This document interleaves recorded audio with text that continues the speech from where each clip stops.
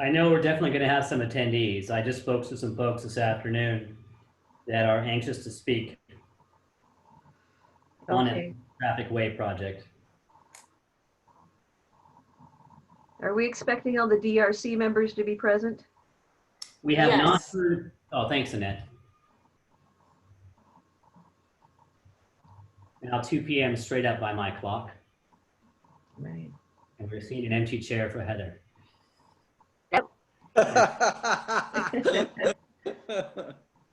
Hey, Heather.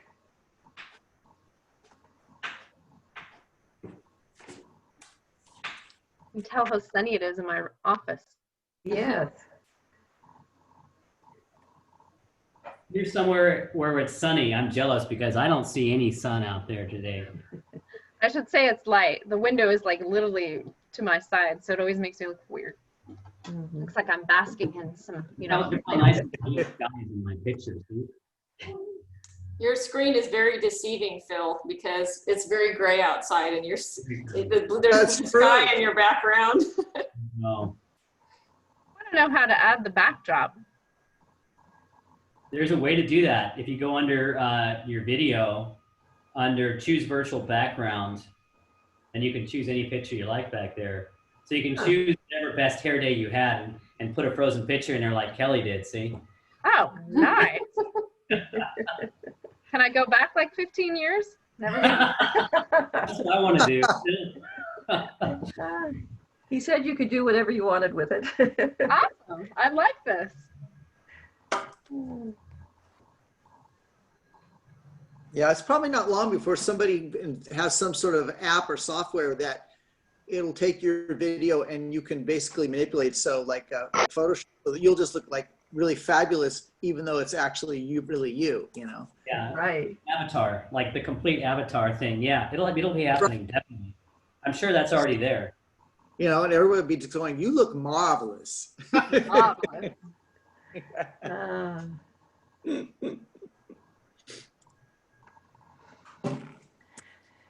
well, Phil, do you think we should start? We do have a quorum with 3.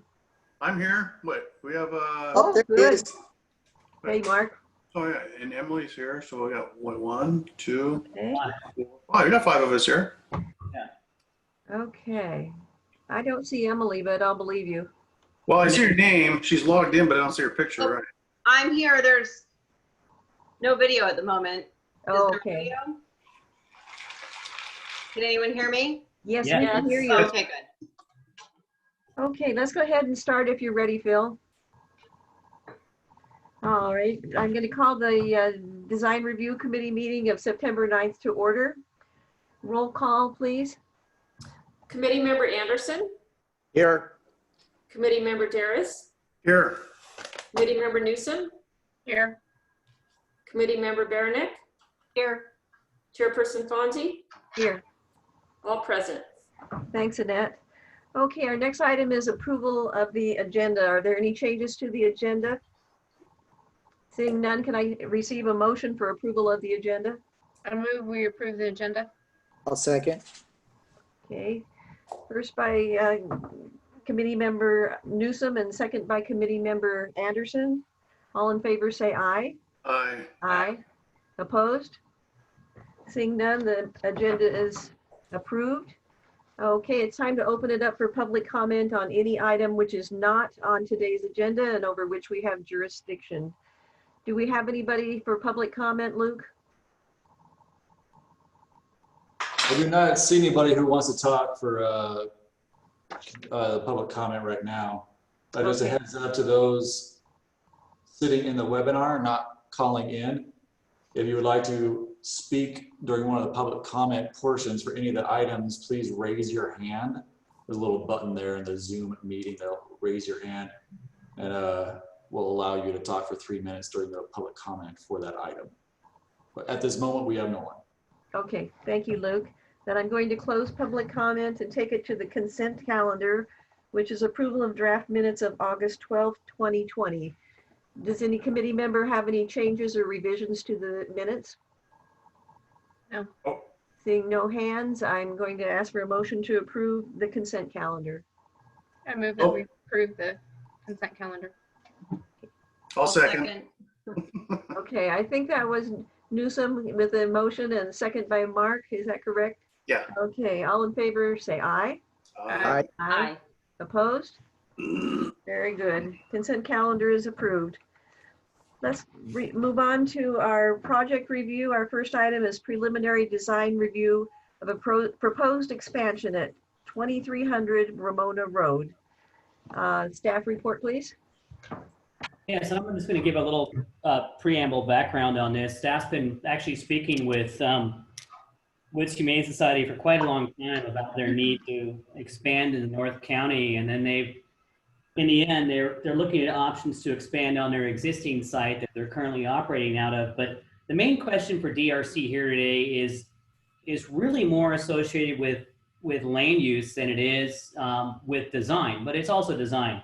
But really the big question we need to get through today, and I don't know if we can get there, is the land use and the fact that the public zoning district doesn't allow for what we call a kennel, but it does allow for an animal hospital, yet an animal shelter is different from both those things and kind of falls in between the lines of what those are. And so we're left with two questions. Do we have to rezone this property to make it work? Do we go towards a conditional use permit process to allow it to happen in a similar fashion we would an animal hospital that has those kinds of services? So John's going to be describing those topics to you and the project design and hearing from the folks at Woods Humane Society about what they'd like to do on this property. But in essence, you know, the summary of what they want to do is expand their facility and add dogs to the facility. And that's going to be the topic of discussion. So go ahead, John. Thanks. Great. Thanks, Phil. Can everybody see my screen? Yes. Great. Thank you. I don't have, Pardon? oh, I do. Yes, I do. I'm sorry. Okay. This is John Holder. So I'll be talking today about the Woods Humane Society animal facility expansion at 2300 Ramona Road. Sorry, that's not Ramona Road. So the project number is pre-200058. So there's the aerial view of the project site along Ramona Road. To the north of the property is a church, and to the south of the property is a vacant lot. This is the zoning map.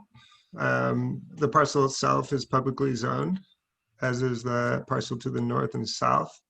To the east, you have the Apple Valley subdivision and residential single family Y zoning. To the west, you have Highway 101, and beyond that, CPK zoning. So a little bit of project background. In 1997, a CUP was approved to establish an animal shelter for the North County Humane Society. This was established as a kennel under the AMC definition of kennel. That was amended in 2002 to allow the addition of a 2,160 square foot modular building. And part of that amendment included conditions of approval that prohibited the sheltering of dogs. Also in 2002, the zoning, as part of the general plan update, the zoning on site changed from residential suburban to public zoning. And kennels are not allowed, as Phil mentioned, under the public zoning district. So now this facility is considered a legal non-conforming use. In 2017, I believe, the CUP was amended to include a spay and neuter clinic facility. So this is considered to be an animal hospital use. So that's kind of the CUP permit amendment history.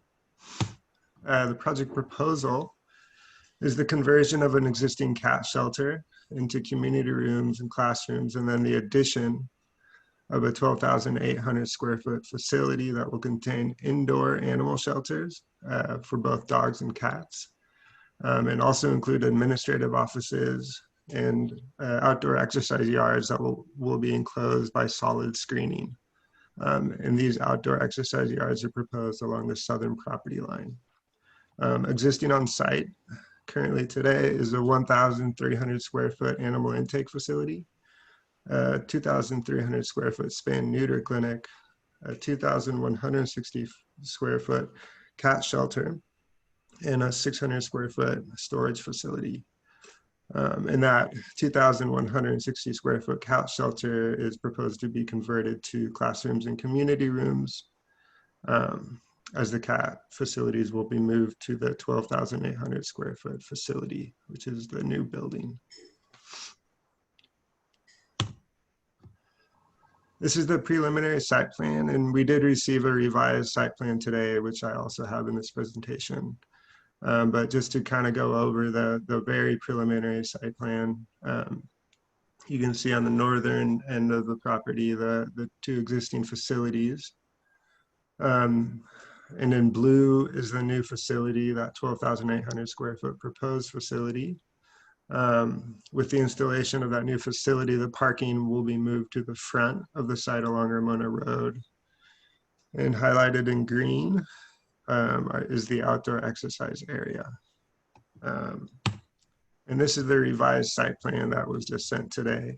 It's a little hard to read, but it looks like they moved the 12,800 square foot facility towards the rear of the property. And then put a 25-foot zoning setback between the southern property line and the outdoor exercise yards, which on this site plan, they're calling the dog yards. And I do believe we have Neil on the phone, so we can go over any questions on this revised site plan at the end of the presentation. Okay, thank you. Does anybody have any questions for him regarding the changes?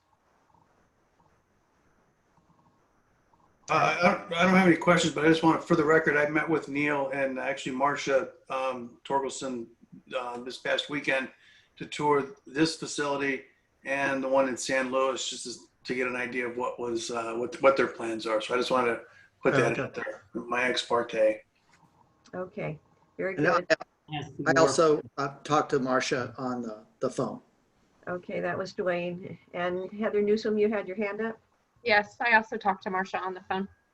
Yeah, I did also. So I guess we'll all do an ex parte that we've talked to Marcia at the very least, and Mark has done a bit more.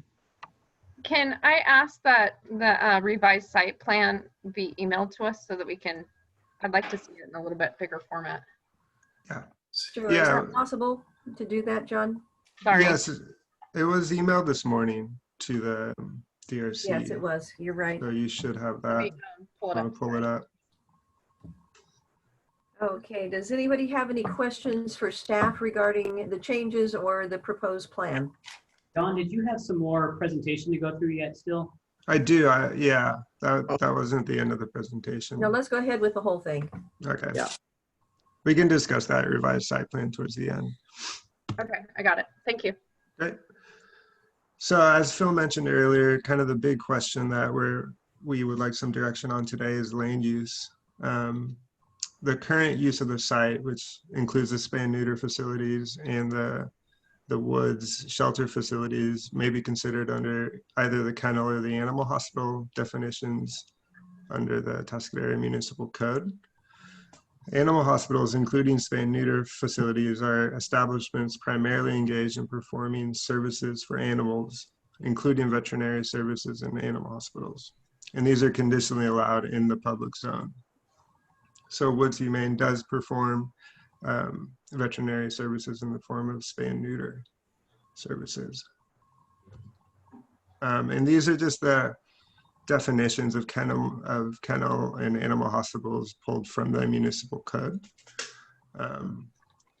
A kennel is a lot, building, structure, or enclosure where 4 or more dogs or cats are kept or maintained, including the keeping of such animals for sale. This does not include dogs and cats kept for non-commercial purposes. And animal hospitals are establishments primarily engaged in performing services for animals, including veterinary services in animal hospitals. And this does not include kennels, which are separate.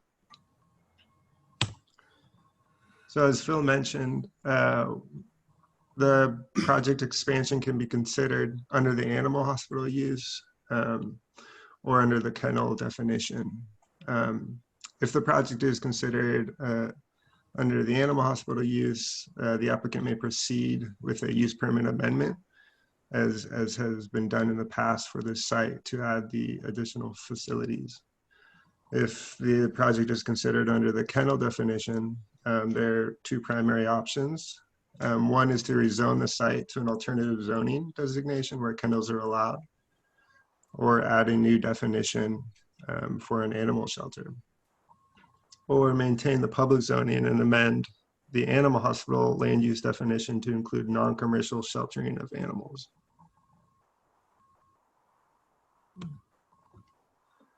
Staff is recommending that the expansion of the facility be considered under the animal hospital use definition and that the applicant proceed with a use permit amendment.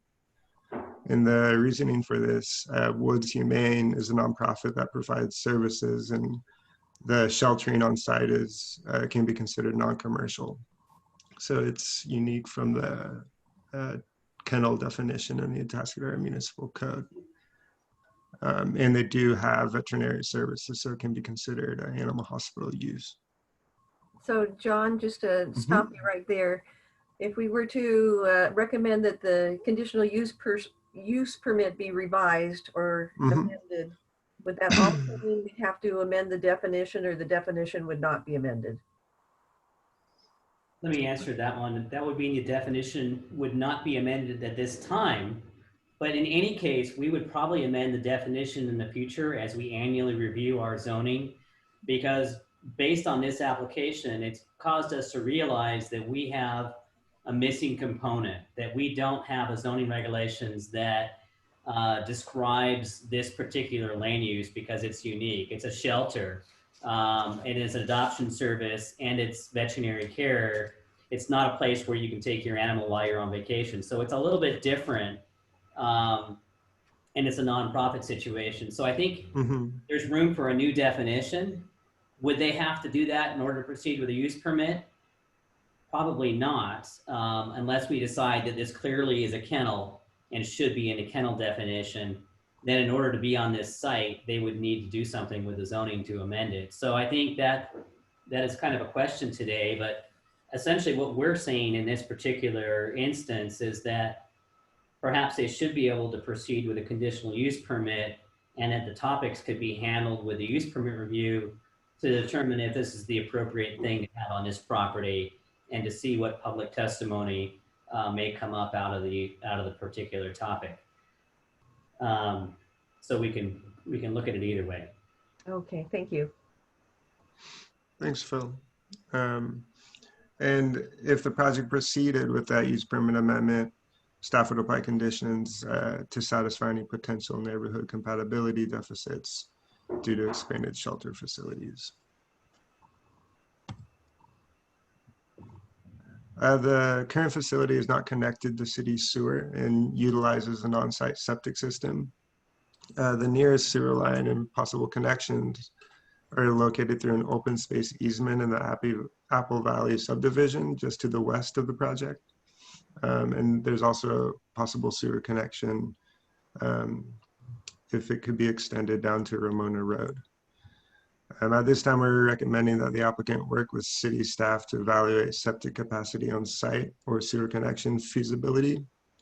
And this is something we would work with Public Works to determine the best route forward. We kind of went over the site design already. Does the DRC want to go back to the revised site plan and talk about any issues or concerns?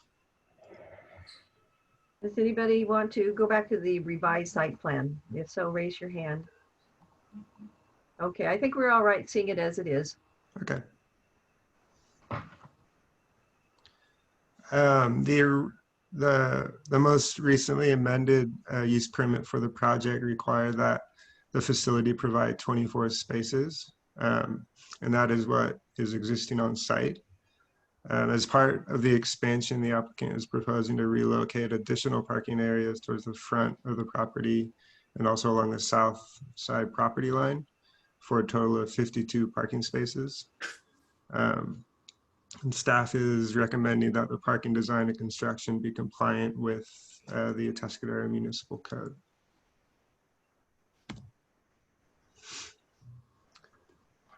Tuskegee Municipal Code Section 9-6111 requires a minimum setback for outside animal enclosures that are part of a kennel to be located a minimum of 25 feet from the property line.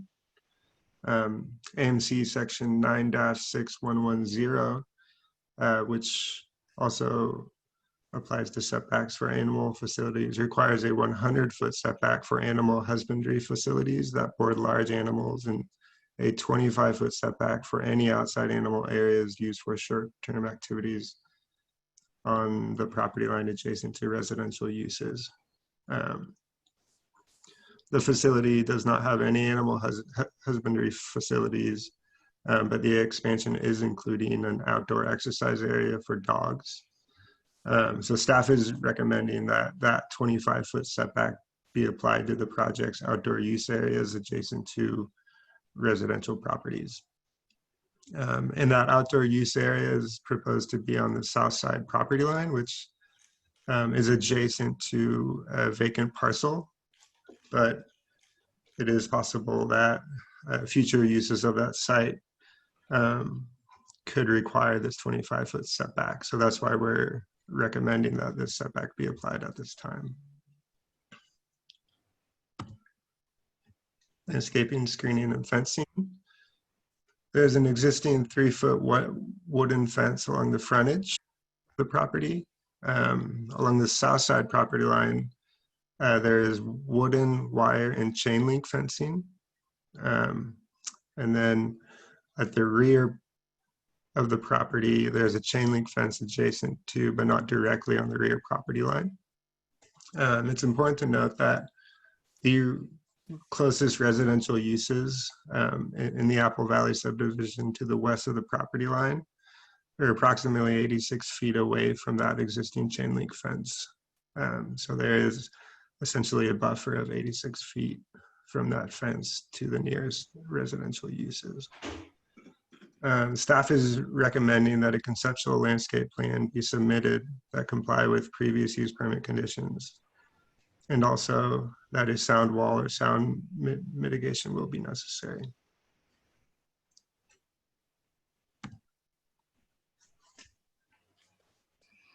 So architectural design, preliminary design that the applicant has submitted incorporates native landscaping, high quality architectural design, and climate appropriate architecture. At this time, staff is recommending that the applicant submit appropriate design materials for additional review by the DRC before proceeding to the Planning Commission. Here's some additional images of the architectural design. It will be constructed and designed to be similar to their facility in San Luis Obispo. And on the bottom, you see some of the conceptual interior concepts. So as a reminder, some of the items we have for discussion today: land use, wastewater treatment, site design, setbacks, fencing and screening, and architectural design. Here's some photos of the site as it is today. Up top is the site frontage and signage along Ramona Road. On the bottom is the existing parking and landscaping on site. Up top on this page is the existing building, which is the spay and neuter facility. And that is the building located closest to Ramona Road. On the bottom is the existing cat shelter facility. And you can see some of the additional landscaping there on site. On the top photo is some of the landscape conditions in between the cat shelter and the intake facility. And it's kind of hard to tell, but towards the rear of that photo is the chain link fence. And beyond that is an 86-foot area between the fence and the Apple Valley subdivision. On the bottom is the existing intake facility. On the top is the southern property line with existing chain link fence and a wire fence. The bottom is the driveway and the access to the site facing east towards Ramona Road. On the DRC action form, staff is recommending that appropriate design materials, including architectural elevations, be submitted before proceeding to Planning Commission, that a conceptual landscape plan showing fencing and screening be submitted, and that all the landscape fencing and screening be compliant with previous use permit conditions of approval in the appropriate municipal code sections, and also to prevent any excess noise, that a sound wall or sound mitigation be incorporated into the fencing and screening for the rear property line and for any fencing and screening of any outdoor activities. And that also a 25-foot setback be applied to the project's outdoor use areas adjacent to the residential parcels. And it's important to note that that revised site plan includes a 25-foot setback for the outdoor activity area adjacent to the vacant parcel. And then also that the applicant shall work with city staff to evaluate septic capacity on site or sewer connection feasibility. And that concludes the presentation. Are there any questions from the DRC? Okay, any questions? I have one question. Okay, One of the options, which I think we're wanting to move away from, was to rezone in order to get it to comply with some of the potential uses. Mm-hmm. If I'm understanding that correctly, to what zone would it be? What would be the new, now it's a public zone, what would it be if we were to rezone it? So let me just weigh in on that for a moment. It wouldn't necessarily have to change in land use. In other words, from public to something else. It's more of a matter of going into the text of our zoning and clarifying the definitions. In other words, right now we allow animal hospitals in that zone. We don't allow kennels. We allow kennels in a residential zone. So it's more of a cleanup, and that cleanup really is based on where the city council wants to go. Should we add a new land use called animal shelter and have it allowed in certain zones? Every year we go through our zoning definitions and clean things up as we get new requests and new demands and things like that. So this is more along the lines of a text amendment. Now, as an option, we could look at rezoning this property, but typically we wouldn't rezone one property. We'd look at rezoning an entire block. So if there was demand, for example, from adjacent properties to say, hey, we'd like something else other than public, because public zoning, as you know, is generally designed for schools, city offices, parks, fire station, police station. You know, at one time there was a thought that we'd, expand this area for Fire Station 1. That's not on the table right now. So I think that may have been the reason behind the public zoning. So there's a number of different ways we could go, but I think a land use change, an absolute zoning change for the block is probably the last thing on the list and probably the more comprehensive thing to have happen, and something we probably want to wait for our citywide general plan update to do. But when we talk about changing the zoning, we just talk about changing the definition in the text of the zoning to really understand and make sure we accommodate this kind of a land use so we can determine whether it's appropriate in that particular zoning district or not anywhere in the city where we have a public zoning district, if that makes sense. Okay. No, that makes sense. And since obviously this has been a discussion that the staff has had, this is, the first that I've had to consider it, has that text change or text addition to a public zoning, have you felt that it's going to create a conflict in any of our public zones around town with facilities that are there or could potentially be there? It doesn't appear that's the case, that it would create a conflict. Again, we haven't examined that comprehensively. And if the DRC says, hey, we think that you really should play with the zoning before we consider a land use like this here, then we need to do a little more comprehensive analysis of our public zones and see if there is that conflict. On a cursory look, it doesn't appear that that's the case. Our primary public zones are already all developed with schools and churches and other things. The other big public zone we have is on South El Camino Real, where we had looked at the mini storage project between Viejo Camino. That area is not going to produce a conflict with a shelter type facility like this. And it allows animal hospitals today anyway with a conditional use permit, which also have kenneling included in them. So really, it's not a significant shift or departure. It's more of a determination in this particular scenario. Okay, and then one last follow-up. So the three definitions that we're looking at is animal hospital, kennel, and a shelter. Is that correct? Right, and shelter is not a definition. I mean, I think hypothetically we're talking about in the future, it'd probably be a good idea to have that definition. And that was going to be my question. We don't have shelter listed anywhere under any of our zoning. No. And so we need to make a determination as to, does this kind of shelter fit an animal hospital definition or does it fit a kennel definition?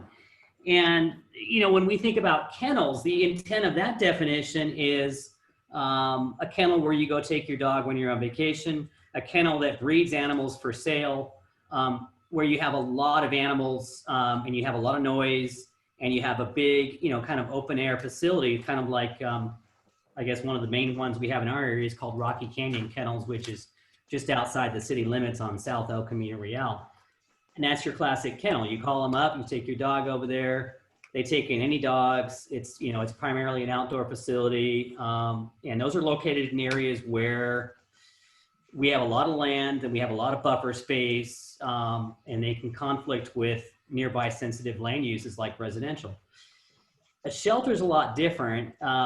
I had to go down and take a look at Woods Humane Society to understand how it really works. And the fact is, it's a lot more like an office building than it is anything else. It's an actual really nice indoor facility with meeting rooms and offices and clinic care facilities, and then some indoor dog boarding facilities with some outdoor use areas that are used on occasional use. So it's a very different thing than a kennel. It's quite a comprehensive development. It's a different situation. So it feels like a lot more like an animal hospital because it's a building you walk into and it's primarily an indoor facility. And that, I think, is where our interpretation has come from for today's discussion. Okay, and I'm sorry, and so I have one more question that's gonna, because you keep sparking some things here. So here we have on the screen the kennel in an animal hospital. When law enforcement or whoever, the animal services picks up a stray dog, growing up, I always called it the dog pound. Okay, well, neither a kennel or a hospital is a pound. It is a shelter, I suppose. Where would a dog pound fit? That's either one of these? That's a really good question, because when I go down to the county animal pound, it's yet another facility that's different than Woods. It's primarily, they have a lot of outdoor enclosures. They have a lot of noise. It's different than Woods. And so where would that fit? I mean, technically, I think the redesign of the pound in San Luis Obispo, the county animal shelter, will probably be more of an indoor facility. That's why it's so expensive. But and it maybe will be more like Woods Humane Society. But today it's a lot of semi-outdoor and indoor cages. And it's kind of a rustic facility that's more similar to a kennel. So, yeah. But isn't the Woods in Atascadero going to sort of function that way? Instead of the city paying to have the animals taken to San Luis, we could house them here on a temporary basis, the dog pound, so to speak. I don't think so. I think that's a good question for the Woods representatives. Okay. I think it's kind of, they have to decide whether they can take an animal in. I think it's that way for cats. I don't believe it's that way for dogs. So cats, I think they are the facility in the North County for that. But I think that kind of a question is better for the applicant. Okay, thank you. Yeah, I think Neil can best answer that, who's the representative from Woods. And I believe part of the expansion is to allow Woods to provide those services that they do now for cats, for dogs. Because now all any dog that's picked up goes all the way down to slow, and then in order for the owner to pick up that dog, they have to go all the way down to slow. So the expansion of these facilities will allow Woods to help out with that process for the temporary sheltering of dogs. But Neil can go into those details. I think we'll wait for Neil and when we're done with all our questions for staff. So are there any more questions for staff? Okay, if nobody else has any more, I got another question. This may be kind of a dumb question, Phil, but the animal waste that we're talking about hooking up either to the septic or the city sewer, is there, I mean, again, this, I don't know if it's a dumb question or not, animal waste different from human waste and it going to our processing plant and all that stuff, is there any concerns that would come up? I don't think that they would be running animal waste into any wastewater system. Typically, that's something that's picked up and disposed of into the trash. And so there will be the normal restrooms for people there. There will be some veterinary services that will use the water services.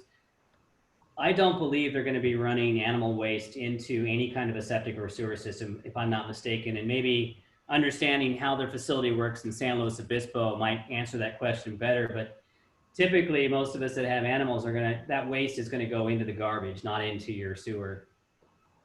Okay, I had a different understanding when I met with Neil over the weekend, but he can clarify that when he comes up. Yeah. Okay, very good. I don't see any other questions. I've got a couple. In terms of the parking, John or Phil, it looks like it's really a lot of parking for a facility this size and this type.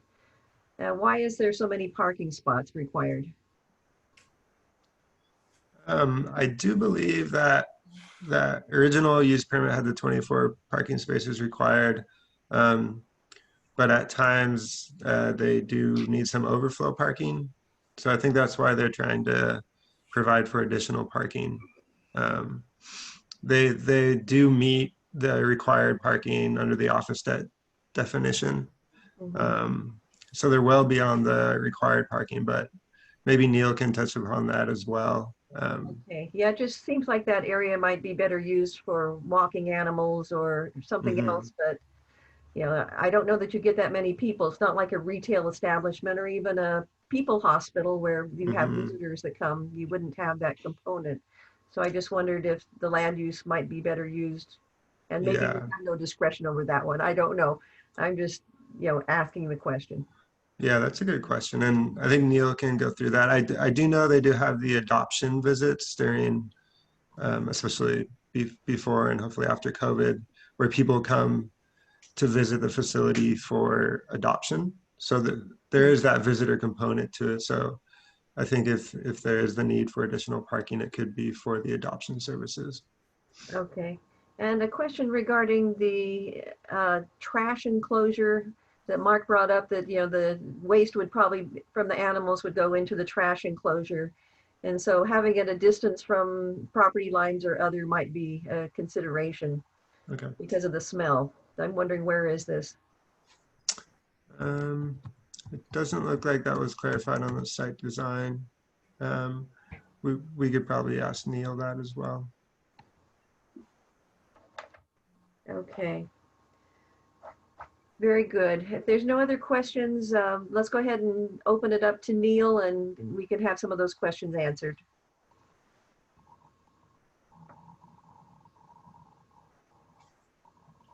Neil is mute. There he goes. No, I'm not. So, hi guys. First of all, thank you for the opportunity to speak to you. I started to take notes on when my name came up, and I've run out of paper here. So we'll hopefully work through some of the answers. The good news is that I understand that our actual architect is also available on the phone. So she's joined us from Colorado and is available to talk about anything specific that I can't answer. In terms of, if I could perhaps, should I just go ahead and try and address the questions that were raised, Madam Chair? Yes, please. Yeah. In terms of dogs, proportionately, we need 4 times as much space to house cats as we do dogs because of the nature of the species. We expect to accommodate upwards of about 60 cats through our normal amount of animals that we handle and house during the seasons. Dogs we expected to house much less than that. And we certainly have been in conversations with the city and also with animal services, the county animal services, with regard to the calls that they get about stray dogs in the Atascadero area. And there's no question that sometimes dogs go for walkabout. They're found by a good Samaritan, and the call made to the county requires one of their officers to come up and collect the animal. That's usually billed back to the city, and then the animal goes down to the facility in Slough, and again, the time spent down there was billed back to the city, and does get expensive. We were having conversations about being able to offer or provide the option of housing those animals for a short term at the new facility in North County, to allow the, hopefully, owner of the animal who's desperately searching for the animal not to have to go down the grade to Slough, but to actually come and claim the animal at our facility. So we're all part, you know, Slough is where our jewel in the crown, crown in the jewel is, but we are certainly very, very aware that our community outreach programs are where we want to provide more service to the North County. And so trying to offer that option of having dogs dropped off there for the owners to come and claim them was something that was under discussion. But we certainly would still be maintaining Slough, of course, and that is where people come to adopt animals. So the focus in the North County is always going to be accommodation and adoption of cats. Regarding waste, I can tell you that certainly, if I could say this delicately, a lot of the waste is removed physically by staff and doesn't go into the septic or sewage systems. We were prepared when we put these provisional drafts together, these designs, to do whatever the city wanted us to do in terms of either hooking up with the sewage system or to provide a new septic tank, and indeed a pre-tank, so that we would actually have a double septic system to deal with any increase in waste on our property. I don't know whether our animal arts architect, Heather, can hear me, or whether she's available to give a bit more information on the septic.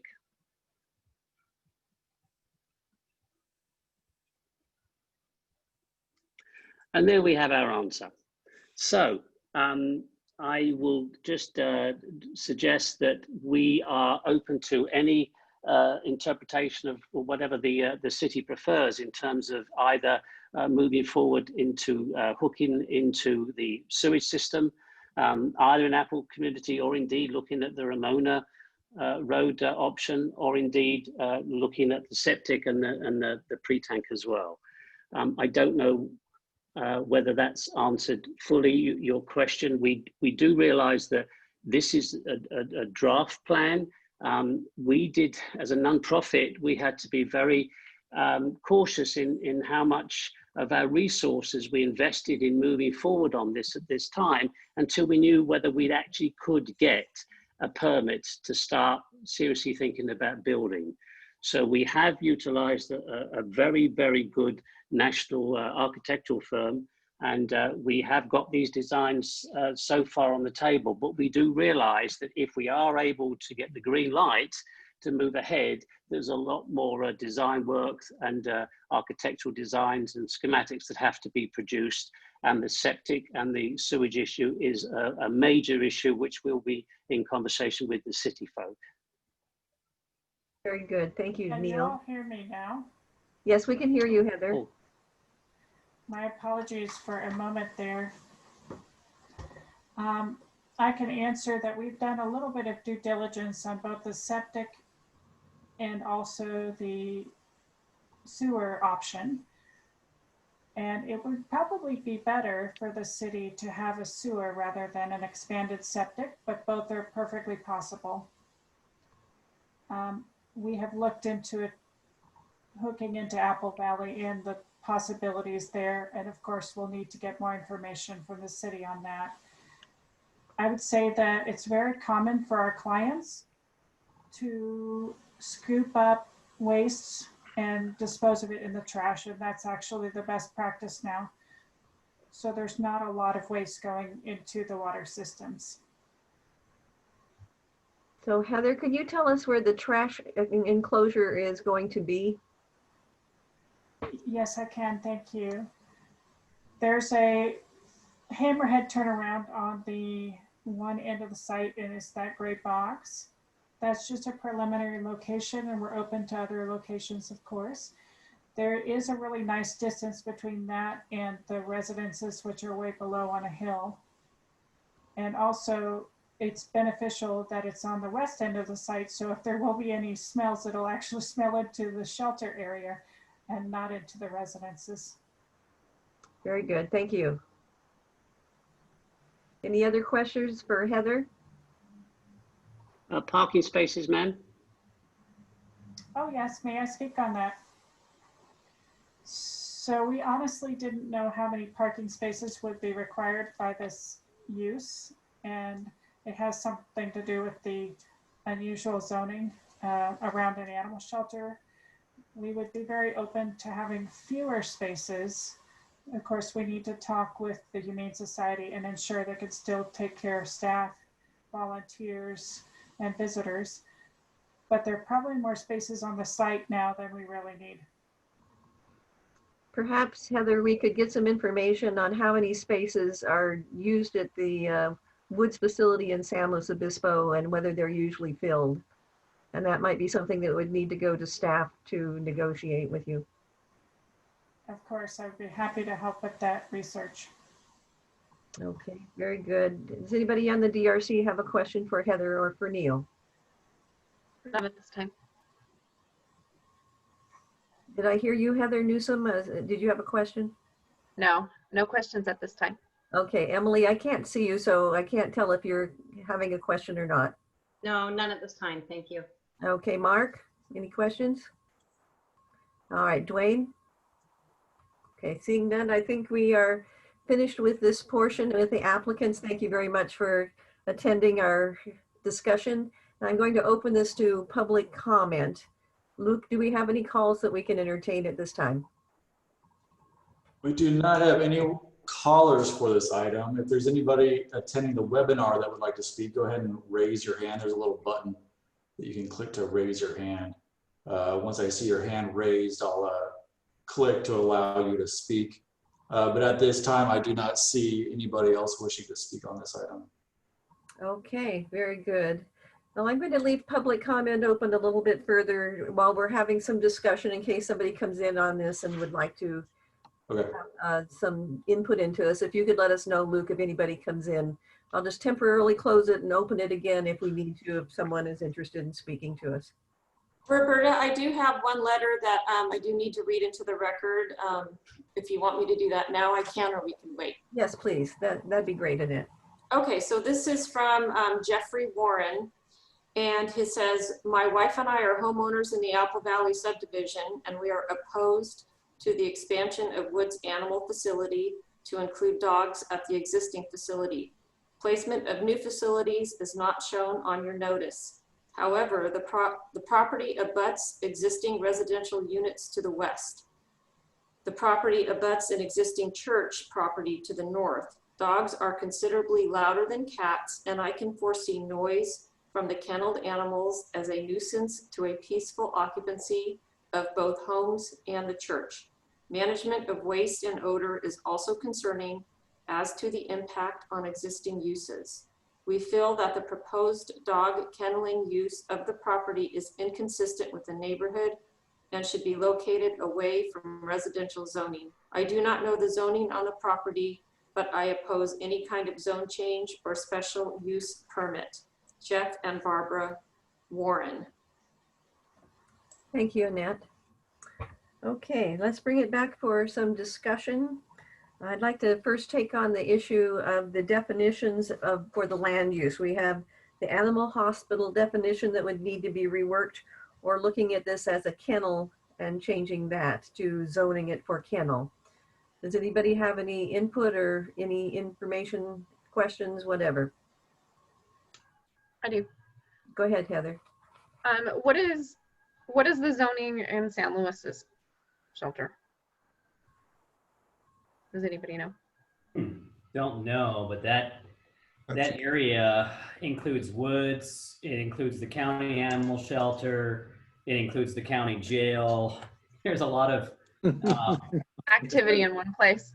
yeah, it's a very isolated location and has a lot of things at one time. And it may just happen to be out of convenience that they located there. Just an interesting thing to note. I mean, kennels are actually allowed in residential zones throughout the city.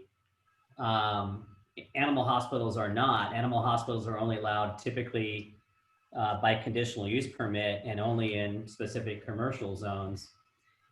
The public zone, just as it is strange and has very limited options for a lot of land uses in it. To be honest with you, this use seems like a public, quasi-public land use. But anyway, those are my thoughts. I'm not sure about San Luis. So. I was just curious what they encountered as they were looking at some of their zoning changes as they allocated and increased their population for some of these housing of animals.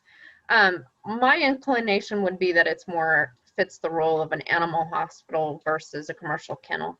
And just because it's, I think non-commercial is what it was listed in our descriptions. I think I wouldn't really see this as a kennel, having used kennel services before. I'd really see this as just a offshoot to the services that they're providing for our community. Okay, thank you, Heather. And let's just go down the row here. Dwayne, do you have any thoughts on this? Yeah, I think, what Heather said sparked a thought, and essentially, if we stay within the animal hospital use, that certainly keeps control over the property if something were to change in the future. And if it were if it had moved into like a kennel use, then we might find ourselves with a hot potato that we don't want. So I think that's a good point, that keeps it in a more controlled environment. It looks to me like the housing of the animals is going to be indoors, which also seems to be, in line with how hospitals deal with the animals that they have to keep, for after surgeries and other things like that. I also would comment that the redesign, I was kind of pleased to see that they moved the dog yard, which is apparently the one area where the animals will be outside, and is in front of the building, or to the east of the building, so that the housing that's to the west now has an entire building to buffer the sound as well, which I think in some ways may alleviate the need for any kind of unusual fencing in the back. Just a thought on that one. So those are my thoughts on that right now. I don't think I have any other question. Oh, the other question or other observation and possible question. If it seems like the dog barking is the big difference between having the cat facility and whatnot. So we're talking about sound.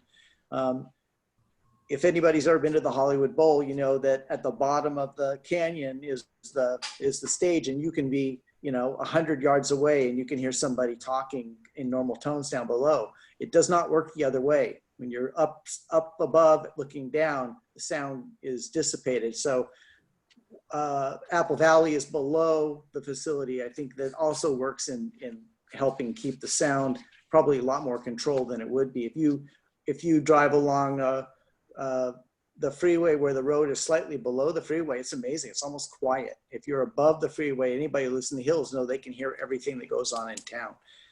But that being said, would it be, if necessary, would it be possible to perform like a sound test, where we do decibel levels and things like that? I don't know how we decide in a residential area what's an acceptable level in terms of dog. So anyway, there we go. Thank you. All right, Mark, any comments? Yeah, I would, from what I've seen on this, I would avoid the kennel designation on this for most of what Dwayne had said. the redesign that we were presented this afternoon versus what was sent to us, I think is a great improvement from what they've had. The dog play area or whatever, exercise area being in front of the building, the building is going to create a buffer to the residences that's behind it. It's really the property to the, I guess that's to the south, that could be, you know, of most concern. But what hasn't really been discussed is that any dogs that are going to be at this facility, as it was explained to me, will not have any free reign outside in that exercise yard at night. So when the facility closes down and everybody goes home, those dogs are in their little space, their individual space, where they have a little dog door and a little tiny area to go out and do their business, but they won't be going out into that main area. So from everything that was explained to me by Neil and what I saw in San Luis is out the noise. To me, the biggest potential problem for noise is going to be at night, and that's just not going to happen because the dogs are going to be inside. So my concern for that went completely away when I saw the facility and they explained how that works, is that there is an exercise yard, but the dogs do not have free reign of that. And I think Heather Lewis messaged everybody. I don't know if you saw it, but she said, one brief comment of note is that the incidental dogs that might be at the facility are all housed indoors as opposed to some types of commercial kennels. So if it was a kennel, then yeah, the kennels would be outside. They probably have a free, so then it could be a potential noisemaker. But the way this is operated, I don't see it being a problem the way they plan to use it. So again, just to reiterate, avoid the kennel designation. Animal hospital seems appropriate, and the limited number of dogs that they plan to house on a temporary basis seems appropriate for this land use to me. All right, Mark. Emily, any thoughts? I would add only that I think I agree with other members in my preference for the kennel land use being avoided, and that it speaks specifically to commercial uses, which having spent a fair amount of time down at Woods, I feel is not appropriate. I think Animal Hospital is much more appropriate. And again, having spent a lot of time at Woods, my daughter and I have volunteered there extensively. I would also add that their facilities seem very well planned and organized on the site, and I've never felt that the noise levels are anything other than appropriate. And yeah, I agree that Animal Hospital's the appropriate land use designation, and like what I see so far. Very good. Thank you, Emily. Okay, it sounds like we have agreement on the land use, that we'd like to revise the definition of animal hospital and have an amendment to the CUP would be recommended to the Planning Commission.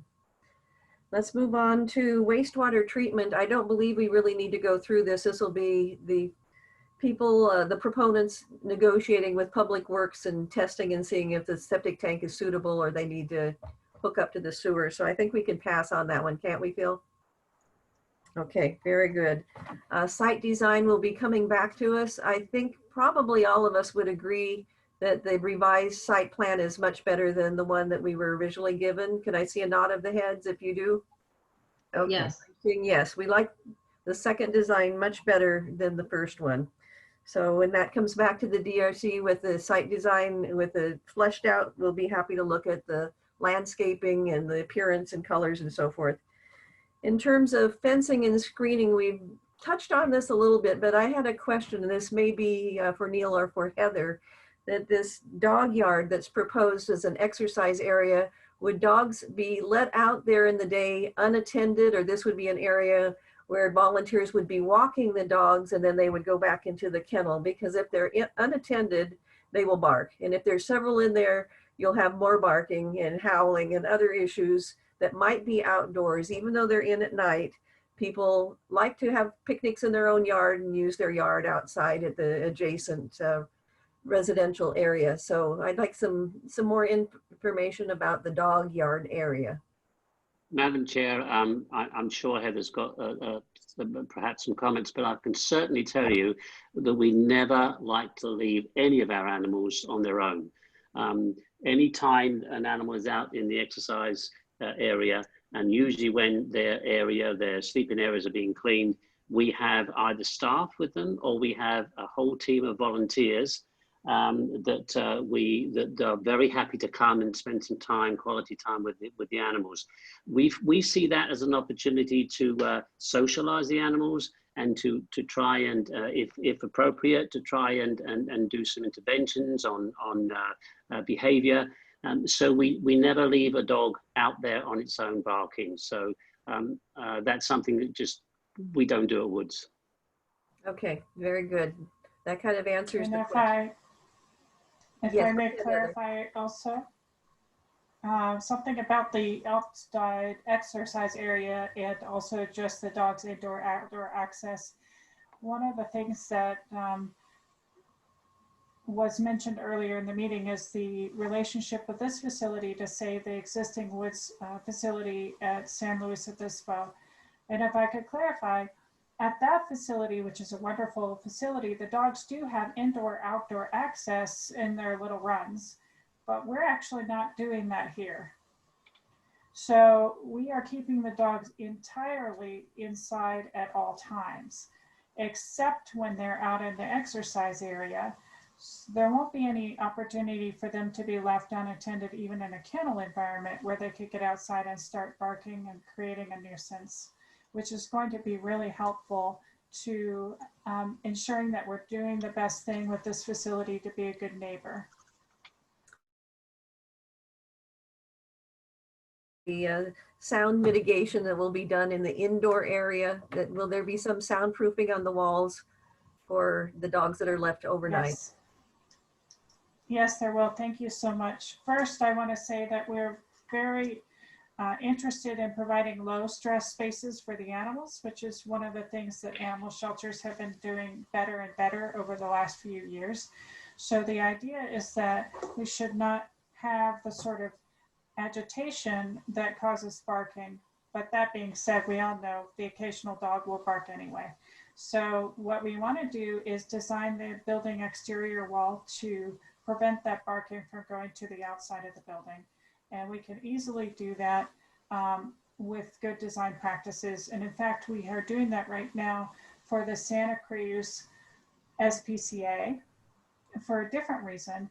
They're actually required to keep the Caltrans noise from the freeway from going into the inside of the building per their codes. So we're actually designing an exterior sound wall to keep the outside out, but we can do the same thing and keep the dogs contained within the building here with some really good sound mitigation strategies with the wall design, and also some good windows that keep the sound from linking to the building exterior.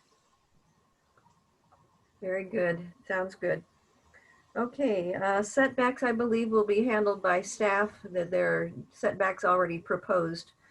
In terms of fencing and screening, which would, in my mind, include landscaping, I assume we're going to get that coming back. I think it's very important, and maybe those on the DRC could chime in if they agree, that you have some landscaping at the periphery of the property in particular.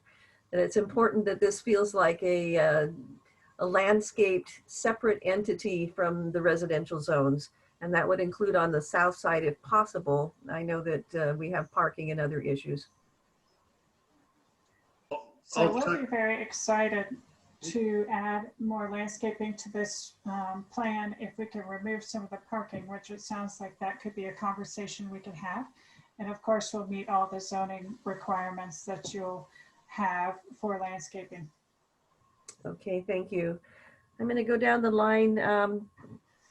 Heather Newsom, any thoughts about landscaping? No, I think as long as they work with the staff to provide adequate privacy. I do like the conversation about sound wall. I think that'll come into play with these additional privacy. Okay, thank you. Dwayne Anderson, thoughts on landscaping? I don't know, last time we looked at this and stuff like that, I commented that I thought the tree lined front with the white fence actually was keeping with the sort of the rural nature of the area. You see that kind of, you know, look a lot. And I didn't want to change that or cause them to mess with that. So other than that, I think, you know, I drove by the place. It looks like they've got some stuff, nice stuff going now. And then if they just continue with what the staff recommends, I think it's fine. One comment about the back fence. I know that was an issue the last time, and it's a chain link fence, but it's like behind everything there. And it's like dropped down the hill some. Before we decided that that was like an okay situation, as long as they didn't store things back there. So I pretty much probably would say I would go with the same thing again on that. That's as well. Thank you. Okay, Mark?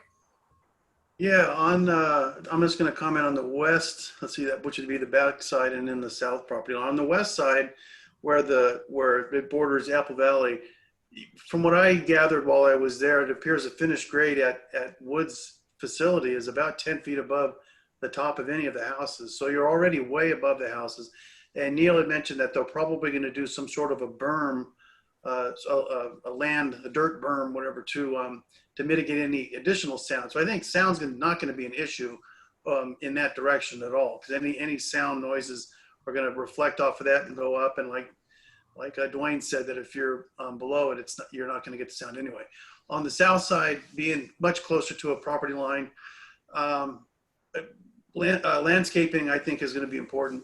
But I think even doesn't have to go the whole property line, but a good distance before and after the dog exercise area might be a good idea to have not just a solid fence, but I would like to see like a CMU, a concrete masonry type of a wall to really prevent sound from going through it. It's still going to go over it a little bit, but just a wood fence or any sort of a light solid fence could potentially, if there's going to be noise, I'm just looking at it in security sense to ensure that you're going to minimize any sort of sounds that could get transmitted. So it's more of a solid, beefy fence for at least a portion of the distance, and good landscaping on the south side, I think would be great. The rest of it, I think they'll get it covered in a more detailed design. Thank you, Mark. Emily, any thoughts on landscaping and screening? I agree with everything that's been stated so far. I'm happy with what I've seen at the facility in San Luis, and I'm sure that in working with staff, we'll get a high quality landscape design. Okay, thank you, Emily. All right, I'm going back to Luke to see if we have any more public comment on this. We do not. Okay, thank you very much. All right, I think we're all done. Is staff clear at the direction that we are giving you? Yeah, I believe we are. So proceed with a CUP amendment and also amend the definition of animal hospital to include shelter facility. Okay, and we like the second design better. Yeah. Okay, very good. Sounds good. All right, Neil, we're very happy to have you come and propose this to us. I think it's a good project. We can make this work for both the city, the animals, and for you. Do you have any questions so of the DRC? No, thank you so much for your time today, and really appreciated it. Very good, thank you. All right, let's move on to the next item, which is design review of a mixed-use building at 5802 Traffic Way. Staff report, please.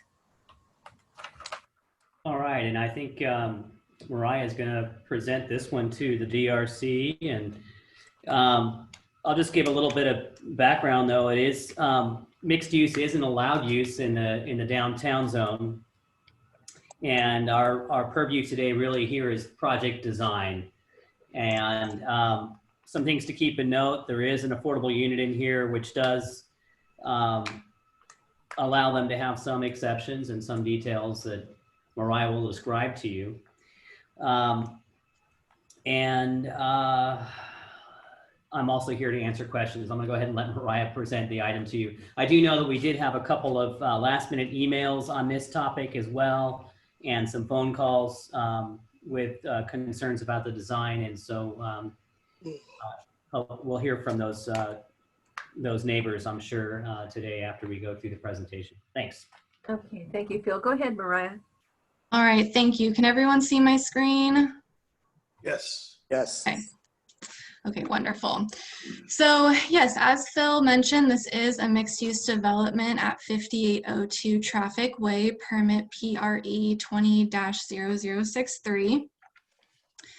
Here's a look at the zoning map. The zoning of this property is in the downtown commercial zone. It abuts the residential multifamily 24 or high-density multifamily zoning district to the north, and then to the west, there's the medium density residential multifamily zoning district.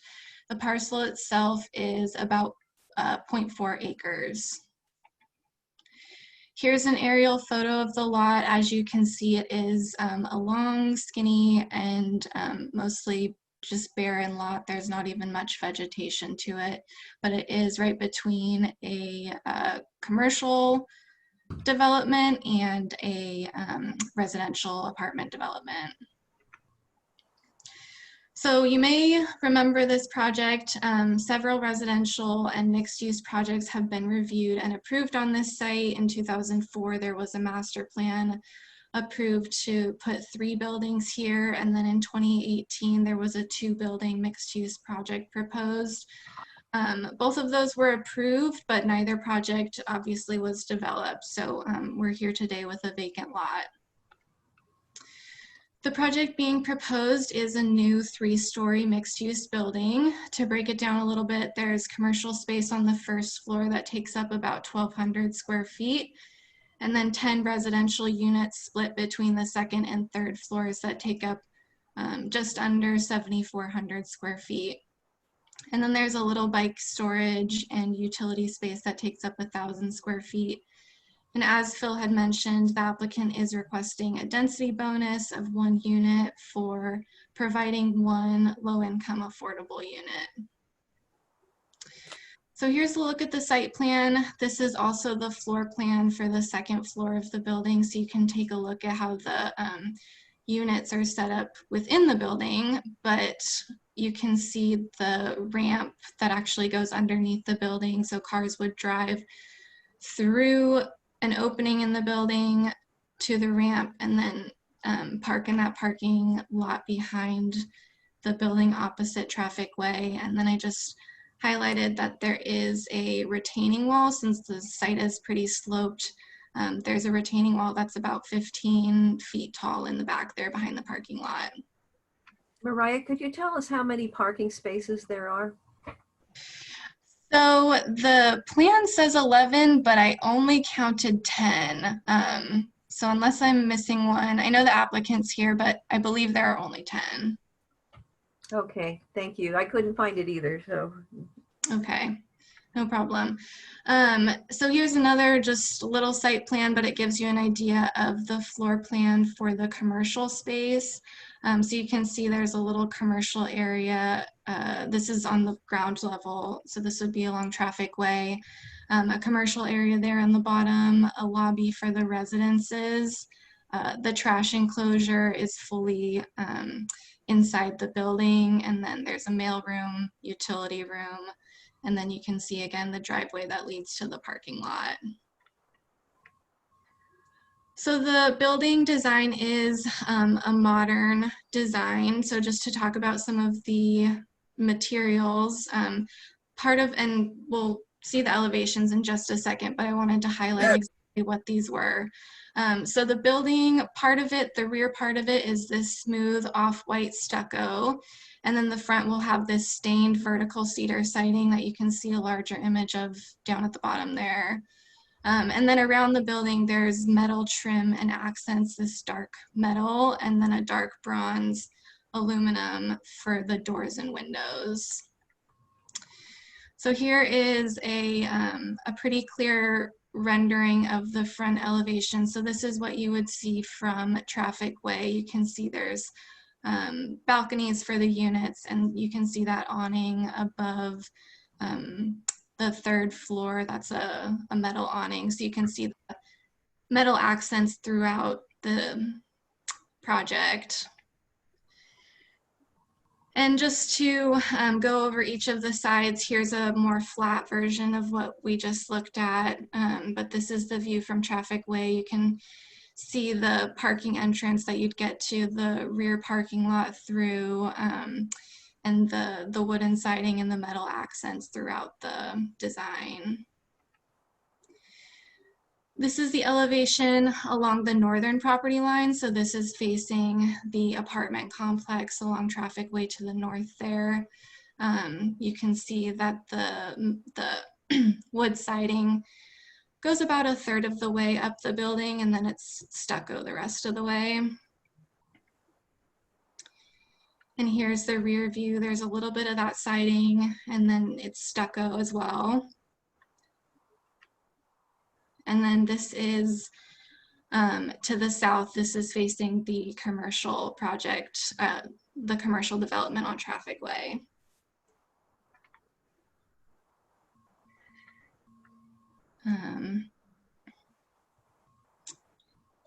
Sorry, 1 second, something's happening. So staff is seeking input from the Design Review Committee on the application of residential multifamily standards, because this project is in the downtown commercial zoning district, so we have a little bit of discretion on the standards. So the municipal code requires 10 cubic feet of enclosed storage space per unit, 300 square feet of outdoor recreational space per unit, on-site laundry hookups or a laundry facility, as well as 1 covered parking space per unit. So this is what would be required for just a traditional multifamily project on a multifamily property. So the applicant is proposing 1 bedroom closet per unit. So this is a little bit under what's usually required for multifamily projects.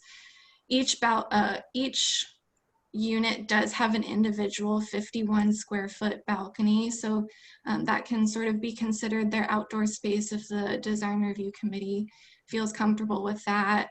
Each unit does have its own individual laundry equipment, and the applicant is not proposing any covered parking. So staff does want to talk about these things with the DRC, but one recommendation we do have is not to require covered parking, just to kind of reduce the mass of the project, and it doesn't seem necessary for the downtown zoning district.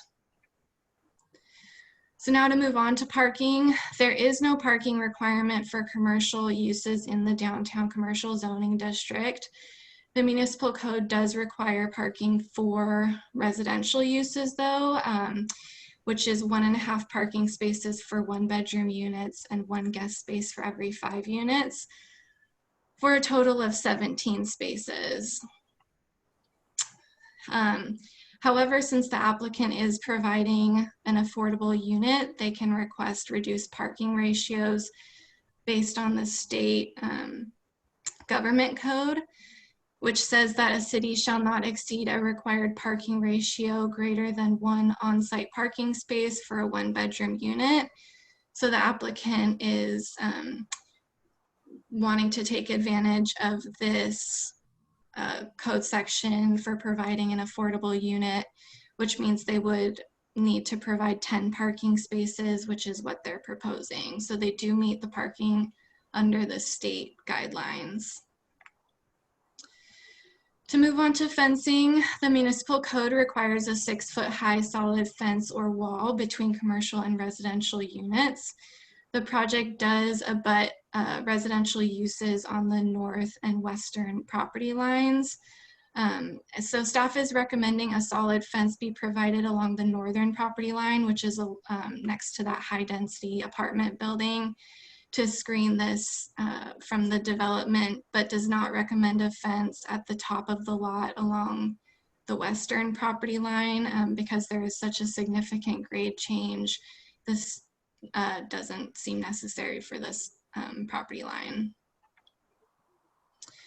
To move on to landscaping, the downtown commercial zoning district is excluded from most of the landscaping requirements in the zoning ordinance. However, street trees are still required, and the municipal code requires a 5-foot landscape strip within the side yard setbacks, which gets a little bit confusing because the downtown commercial zoning district does not require a side setback. So, so here's the landscape plan that the applicant is proposing. You can see he has the 2 new street trees along Traffic Way there.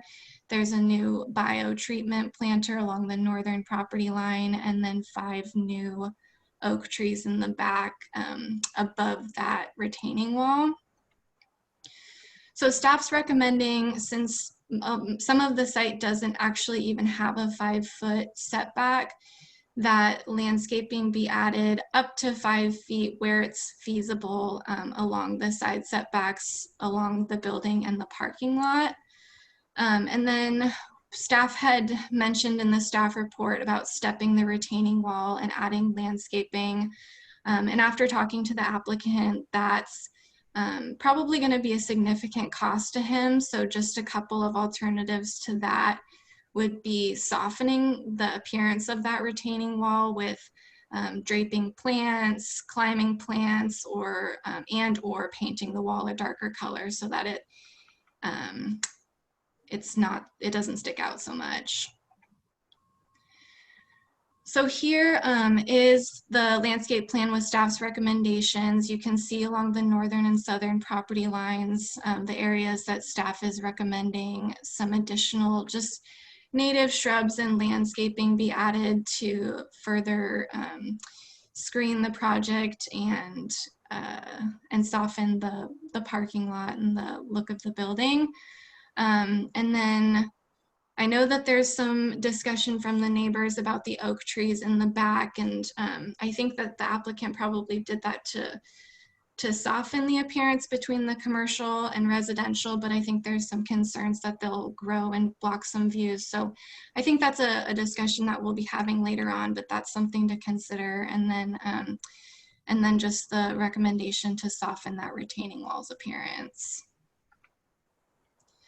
And then just to quickly reiterate, the applicant is proposing to fully enclose the trash room in the building's footprint. So the trash will be fully hidden from Traffic Way. And here are some photos from the site. You can see that it is a pretty steeply sloped site.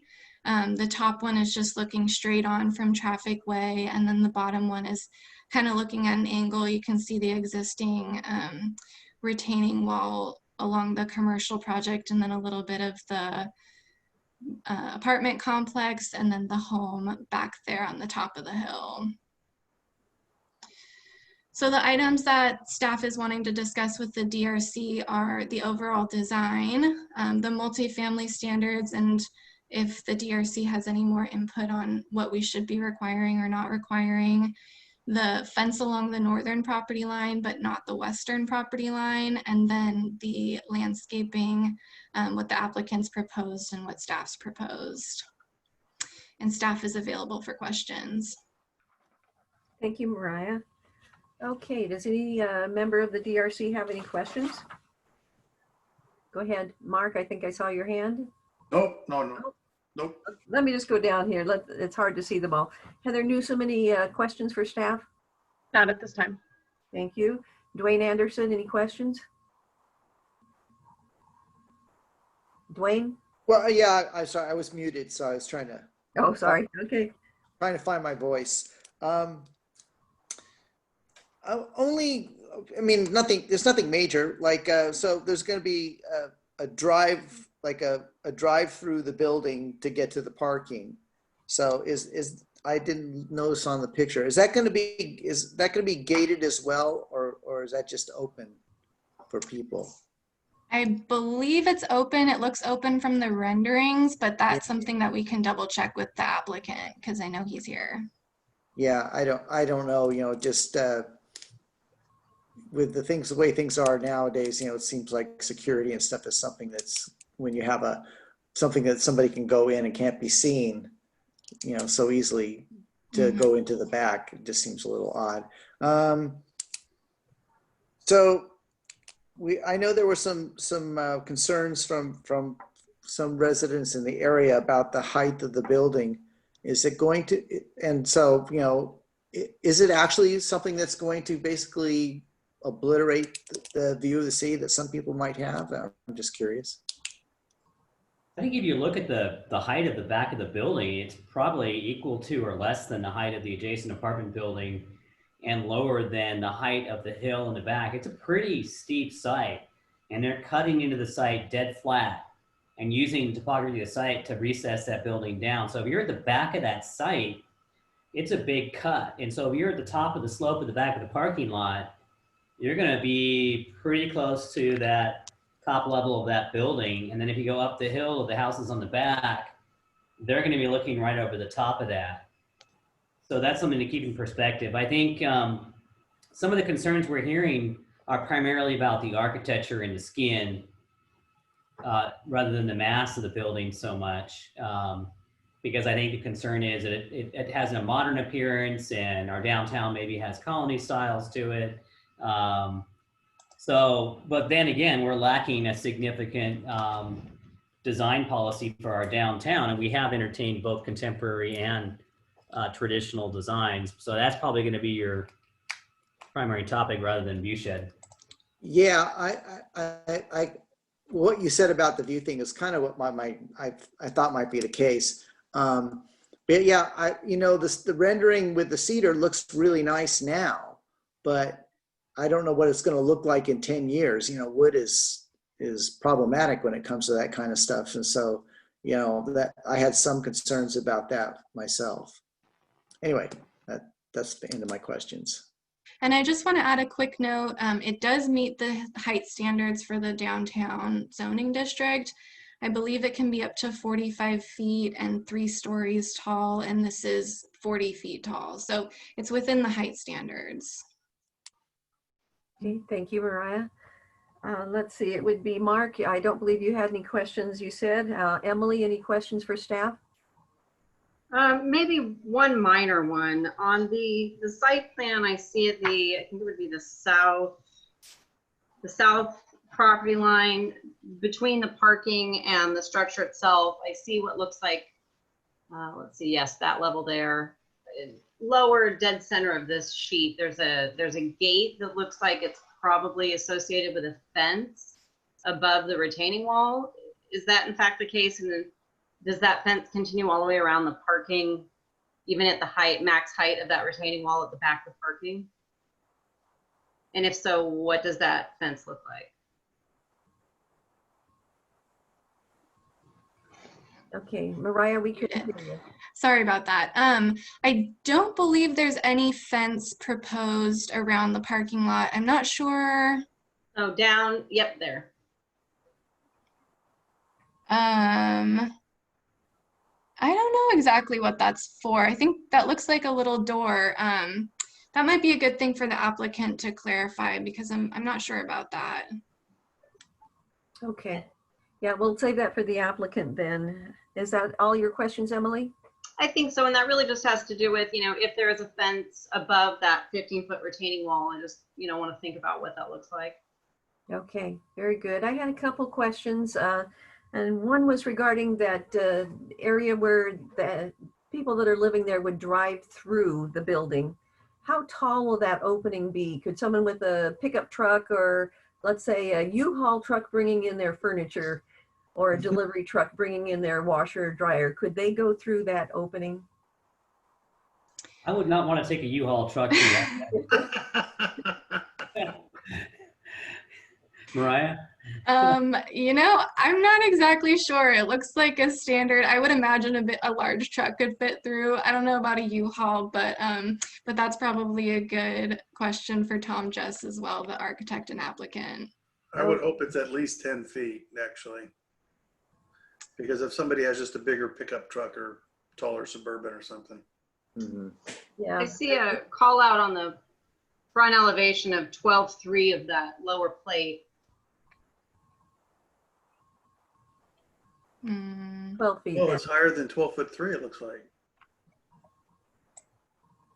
Oh, sure. Yeah. So it's probably about 13 and a half feet, looks like. Mm-hmm.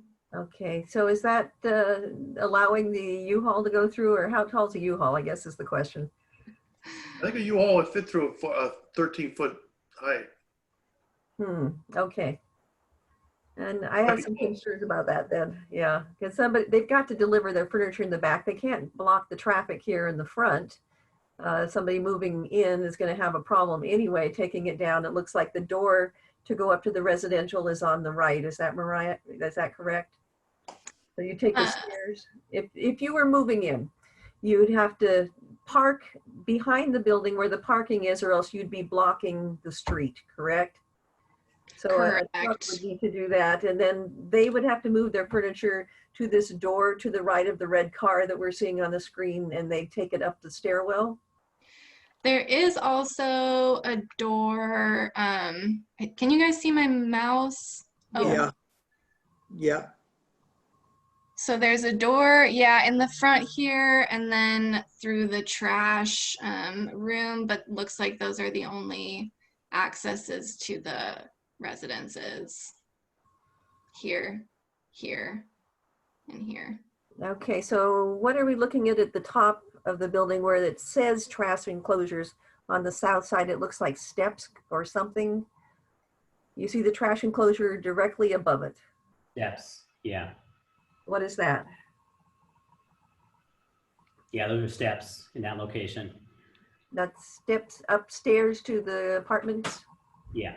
But the good thing is, I mean, with a normal sized truck or even a lifted truck, you could drive to the back of the site and have direct access to units. With a large moving truck, probably not going to work, but that's probably not this kind of design is going to work anywhere with a large mixed use project where you've got vertical units. You're not going to have that kind of access. And I think even with La Plaza, you're not going to get that kind of access to drive up to your unit. You're going to have to use a lift. You're going to have to use a smaller truck to get back in here. According to the U-Haul website, a 20-foot U-Haul is about 10 feet 1 inches tall. From Well, ground to, I didn't realize they were that short. Yeah, otherwise it's going to be tight. I think I wouldn't want to put a U-Haul truck through that driveway, but Yeah, but we know that movers probably will go through and do these things. yeah. So it's just something to plan for. I have one more question. What's our street parking situation? How many spaces, if any, will we have out front? There's a couple of spaces out there, but we can't count that towards what they need for their parking. And a lot of our spaces are, occupied by nearby residential. And then in the evening, it gets busy with commercial. But then again, that's part and parcel of our downtown. Right now, we have a lot of parking availability, and we plan to have a lot more with the downtown concept plan in the future.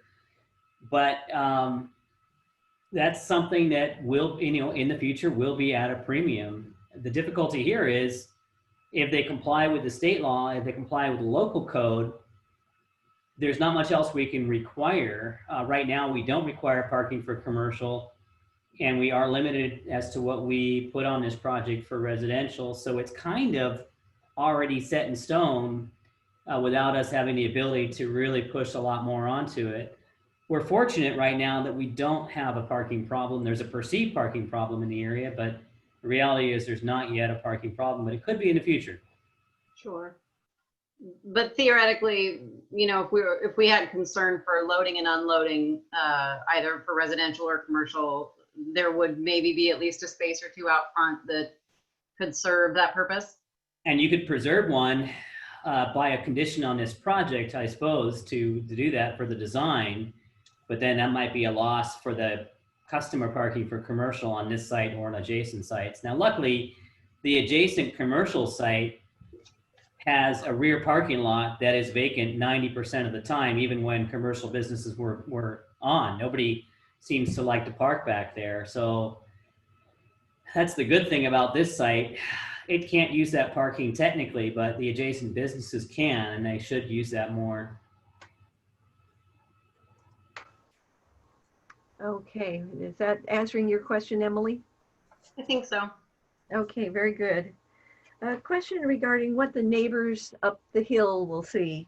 Since this is rather a flat design, will they be seeing all of their utilities, their air conditioning boxes and all those things, or will they be hidden inside an attic? What will they actually see if they're living up above? Is there a roof plan, Mariah, to look at? I was just thinking, I'll double check. Usually that comes later with the building permits. But I can check.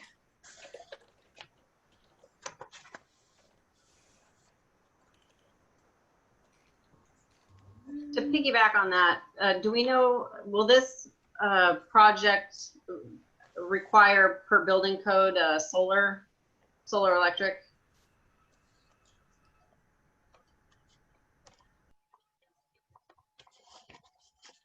Phil, can you answer that? You're muted, Phil.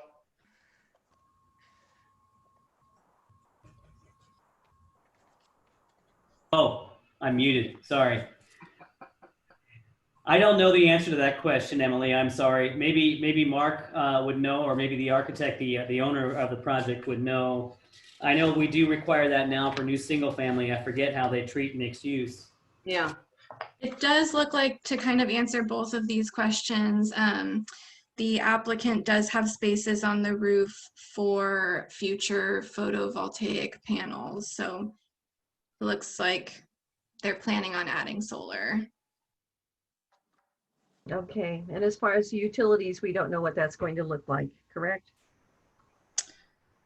There is, I might be able to pull it up, but there is a roof access hatch, a mechanical shaft from commercial space for future kitchen hood. And those are the only things. I don't know if this is worthless to even try to hold up, but. I'm sure there's a parapet. I'm curious to know how tall the parapet is. I'm sure, Greg or somebody else will be able to answer that question. I imagine the equipment that's going to be on the roof will be not visible from ground level at all. Even a kitchen hood, I think would be, I think it looks like the parapet's probably going to be tall enough. Right, I think the concern was from the neighbors up the hill, what they were going to see. Well, if you're looking down on it, I don't think there's not much you can do unless they completely enclose everything. I Right. don't think that's possible. Or perhaps the trees could be smaller so they see the trees. Yeah. Okay, very good. And Mariah, I don't know, this would be you or Phil, but are there any trees to be removed? If we look at the lot that's vacant now, it looks like there's bushes on I guess it would be the north side, and some trees up the hill. Yes, so the applicant is proposing to remove these two trees right here. And I believe these are both oak trees. And then he mentioned removing this one on the adjacent property, but that's something that we'll have to work out because typically, this is just a pine tree, but usually someone on one property can't remove a tree on a different property. So, but those are the trees proposed or planned for removal. And how about the bushes that are on the left-hand side of the photo? I believe these are to be cleaned up. I don't know if they're going to be fully removed. That would be a good question for Tom as well, but I know some of it will be cleaned up and removed. Okay, and this would be my last question. This would be regarding lighting in the parking lot. That we want to make sure that they're safe back there. It's an area that could have some mischief, but on the flip side of that, we have neighbors and apartments next door and then up the hill that will be affected by that lighting. Mm-hmm. So we don't have details of exactly what the lights are going to be yet. Typically, we just defer to the zoning code, and it prohibits light from spilling off site.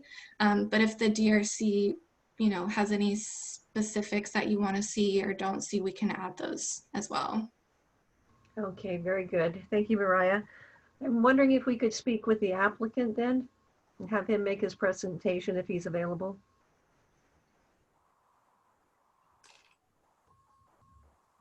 Yeah, hi, this is Tom Jess with Era Studio Architects. Can everybody hear me? Okay. Yes, we can. Yes. Excellent. Well, thanks for hearing us and for allowing us to present this project. This is something that we're pretty excited about. This is my personal project, so it's a first for me. It's the first time I've done this, and I thought Atascadero was a great place. It's one of the first places we started doing buildings when we started with the old Rite Aid and the movie theaters. and this opportunity presented itself. And I think that we've come up with a really good design that we're pleased with. And as staff mentioned and Phil mentioned, is that numerous projects have been proposed on this site that haven't moved forward. And I'll tell you from experience looking at this, the toughest thing is the grading on this, and the site work on it makes it very difficult. And we've done our homework. I've worked with the contractor. We have pricing. We've worked with structural engineers. We have details for those walls and what they're going to look like. So we're trying to cross all our T's and dot all our I's, so that at this point, we're confident that we can move forward based on what we're proposing.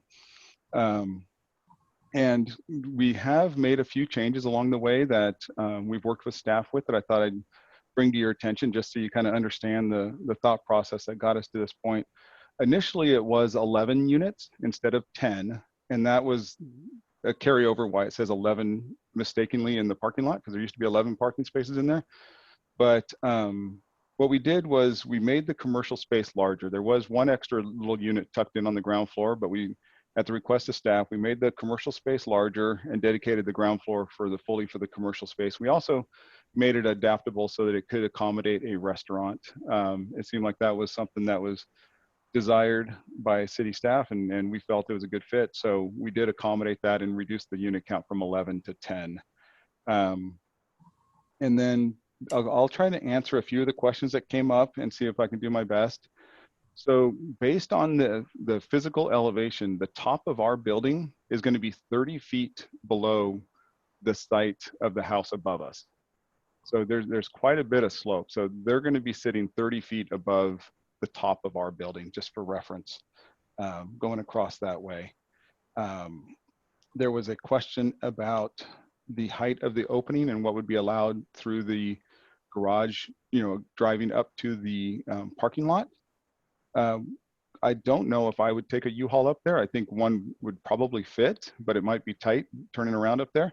But one thing that's important to note is that these are all one-bedroom apartments. So I don't think they're going to be moving any large, like U-Hauls that you would see for a single family home or a 3 or 4 bedroom home. These would be smaller move-ins. And any commercial size vehicle, including a Sprinter van, a giant, like a regular full-size van, a truck, an Explorer, Expedition, those would all fit through there, no problem at all.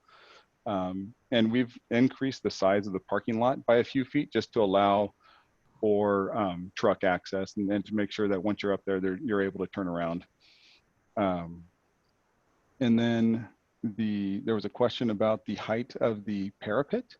We do have a 4-foot parapet all the way around the building, or 3.5 to 4 feet, depending on the slope of the roof itself, so that would conceal all the rooftop equipment from the street, whether you're coming up or down the street.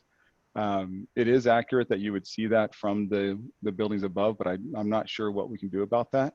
One thing we can do and have planned to do is that instead of using the white roofing, which is typical for the roofing, what we can do is use a tan or a gray roofing, so that it's not reflective on, it's not reflecting sunlight up onto the neighbors and so forth. So that's something that would be beneficial to them, I believe. There was questions about the parking lot lighting. Since we're quite a bit lower than the adjacent neighbors, what we anticipated doing was lighting the parking lot from the building with building mounted lights that would be shielded and downward facing. So they shouldn't project any light anywhere near the neighbors. They'll be looking at the top of the fixture as opposed to the light itself. And we can also have lights mounted on the retaining wall that would shine back towards the parking lot as well, and would not shine onto the neighbors. And then I did want to speak to the retaining wall. While it is 15 feet, as was mentioned, that's only at the highest point. It follows the slope of the hill, so it slopes down along the hill. And I don't know if you guys have the plan sets in front of you or not, or whether it's just what's seen on the screen. But in the plan sets, A3.2, I think does a good job of demonstrating how that wall slopes down. So while it's 15 feet at the one corner, it's probably 10 or 12 feet at the other corner, and then it slopes down to 3.5 feet, where that gate was that was mentioned. That gate is just for access to get out there and for the landscapers to take care of the landscaping and any kind of maintenance. It's not normal people using the building wouldn't go there. It's simply to allow access to get back there and do maintenance. Going down my steps. Oh, and then, oh, there was a question about the cedar and how it would age. So this is the same product that we've used at a shopping center down in Solvang. It's where New Frontiers is down in Solvang, and it's actually does really well. So what it is it's a tongue and groove cedar, and it's a little bit thicker. It's 5/4, or it's a little bit thicker than a standard cedar, so it's not going to warp. And we attach it with stainless steel fasteners. And the thing that makes it last and does a good job is we use a semi-solid stain and coat both sides before we put it up and put it on furring strips, so that it's a really durable application, and it's aged really well down there. And I'm assuming, I know it's a little warmer up here, but Solvang gets warm too. And we anticipate that it'll age really well. And then I haven't heard the comments from.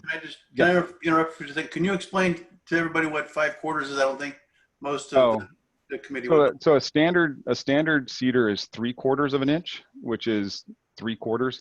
So 5/4 is just a woodworking term for 1 1/4 inch thick. So it's a little bit thicker than standard cedar, standard boards, so that they don't get that kind of warped effect. It helps. It's just a little bit more durable and hardier product than what you would normally see in this type of application.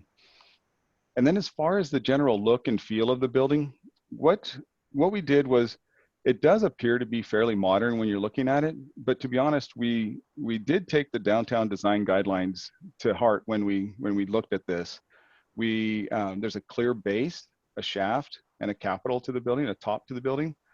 The crown of the building is this awning that we've done across the top with the large brackets coming down. And yeah, you can see there. And what we've done is we've opened up that so that it casts a shadow across that. And this is the pseudo south. It's not quite dead south, but it's the pseudo south elevation. So it'll get a play of light running across it during the day, and that's going to help liven that elevation up. And then the banding is a steel band that wraps the building. It ties in with the second floor awnings and matches the banding that wraps around the railing there, and creates the clear bottom to the building, or base to the building. And then the body of the building, what we're trying to do is pay really close attention to the proportions, make sure that everything kind of looks balanced, which is a very traditional type approach to a composition of an elevation. And then what we did was we just stripped a lot of the ornament off and just kept it really cleanly detailed. But that's kind of what's driving the design. And what we were trying to do was marry the two, like maybe a little bit more of a modern contemporary version, but a traditionally balanced and composed elevation to the downtown. And honestly, I feel like it would be a really nice addition to the downtown when you're coming from further up Traffic Way. It's going to be one of the first things you see that kind of marks the downtown. But anyway, I just thought it'd be helpful to give a little bit of a background to that. And then the other thing is the balconies and the recesses give some depth to the elevation, so it looks more substantial and a little bit more permanent than just a flat facade running across there. But with that, I'll go ahead and stop talking and be willing to answer any questions you may have. And thank you very much. Hey, thank you, Tom. I appreciate the presentation. I'm going to just go down the list and see if there's any questions for you. Heather Newsom, we'll start with you. No questions at this time. Okay. Dwayne Anderson. No, thanks. Nothing. Mark Dearest. Yeah, just one quick question looking at the elevation here. Tom, are these operable windows on any portion of this building here? The living units? Correct. They're double single hung windows. So they're single hung windows. The bottom panel would open on both sides. Okay, because the way this picture looks, it looks like they were just fixed, but I didn't think that they would be. Okay, thanks. Mm-hmm. Okay. Emily. Yeah, still just trying to clarify. Tom, thank you for speaking to the gate question. This image that Mariah has up does show a little better, I think, what I was trying to ask. Is there, in fact, a fence on top of the retaining wall at the back corner of the building there is seen or kind of implied from the shadowing around the parking lot? There is no fence on top of the retaining wall. The retaining wall, because we're cutting into the hill there, Mm-hmm. the retaining wall starts at about 3.5 feet high and then goes Okay. up from there. So the retaining wall itself forms the fence. There's no Okay. need for And it. then the gate would therefore just be in the wall at 3.5 feet. Correct. Okay. Yeah, just a little gate to go out there and maintain the plants and so forth. Okay. Okay, I have a couple questions for you, Tom. I don't know whether we have something that you could put on the screen that would show us, but I'm wondering what the neighbors in the apartment building will see from their point of view. I think you have an elevation. I don't know what sheet it is. Yeah, right there. So that from the apartments, this is what you would see. So you would see the entry doors to the apartments on the proposed project. Okay, and so would there be any ability to look inside windows or those kind of privacy issues for either building and the neighbor? No, actually, if you look at can you go to the floor plan that shows the second floor plan? That was something that we were very conscious of when we laid, yeah, right there. You can see all of the windows for all of the apartments either face sheet down, like 201, 202, and 203. The windows face down over the commercial parking area. 204 and 205 face out towards Traffic Way. We don't have any apartments that face the other apartments. Okay, very good. And can you walk me through it? Let's say I'm parked in the parking lot and I'm going to go upstairs to the 3rd floor. Would my entry route actually be in the middle of the driveway area and go to that stairwell that's on the bottom of the slide? I'm confused on how I get to my apartment here. Sure. Can you go back one slide to the second floor? Yep.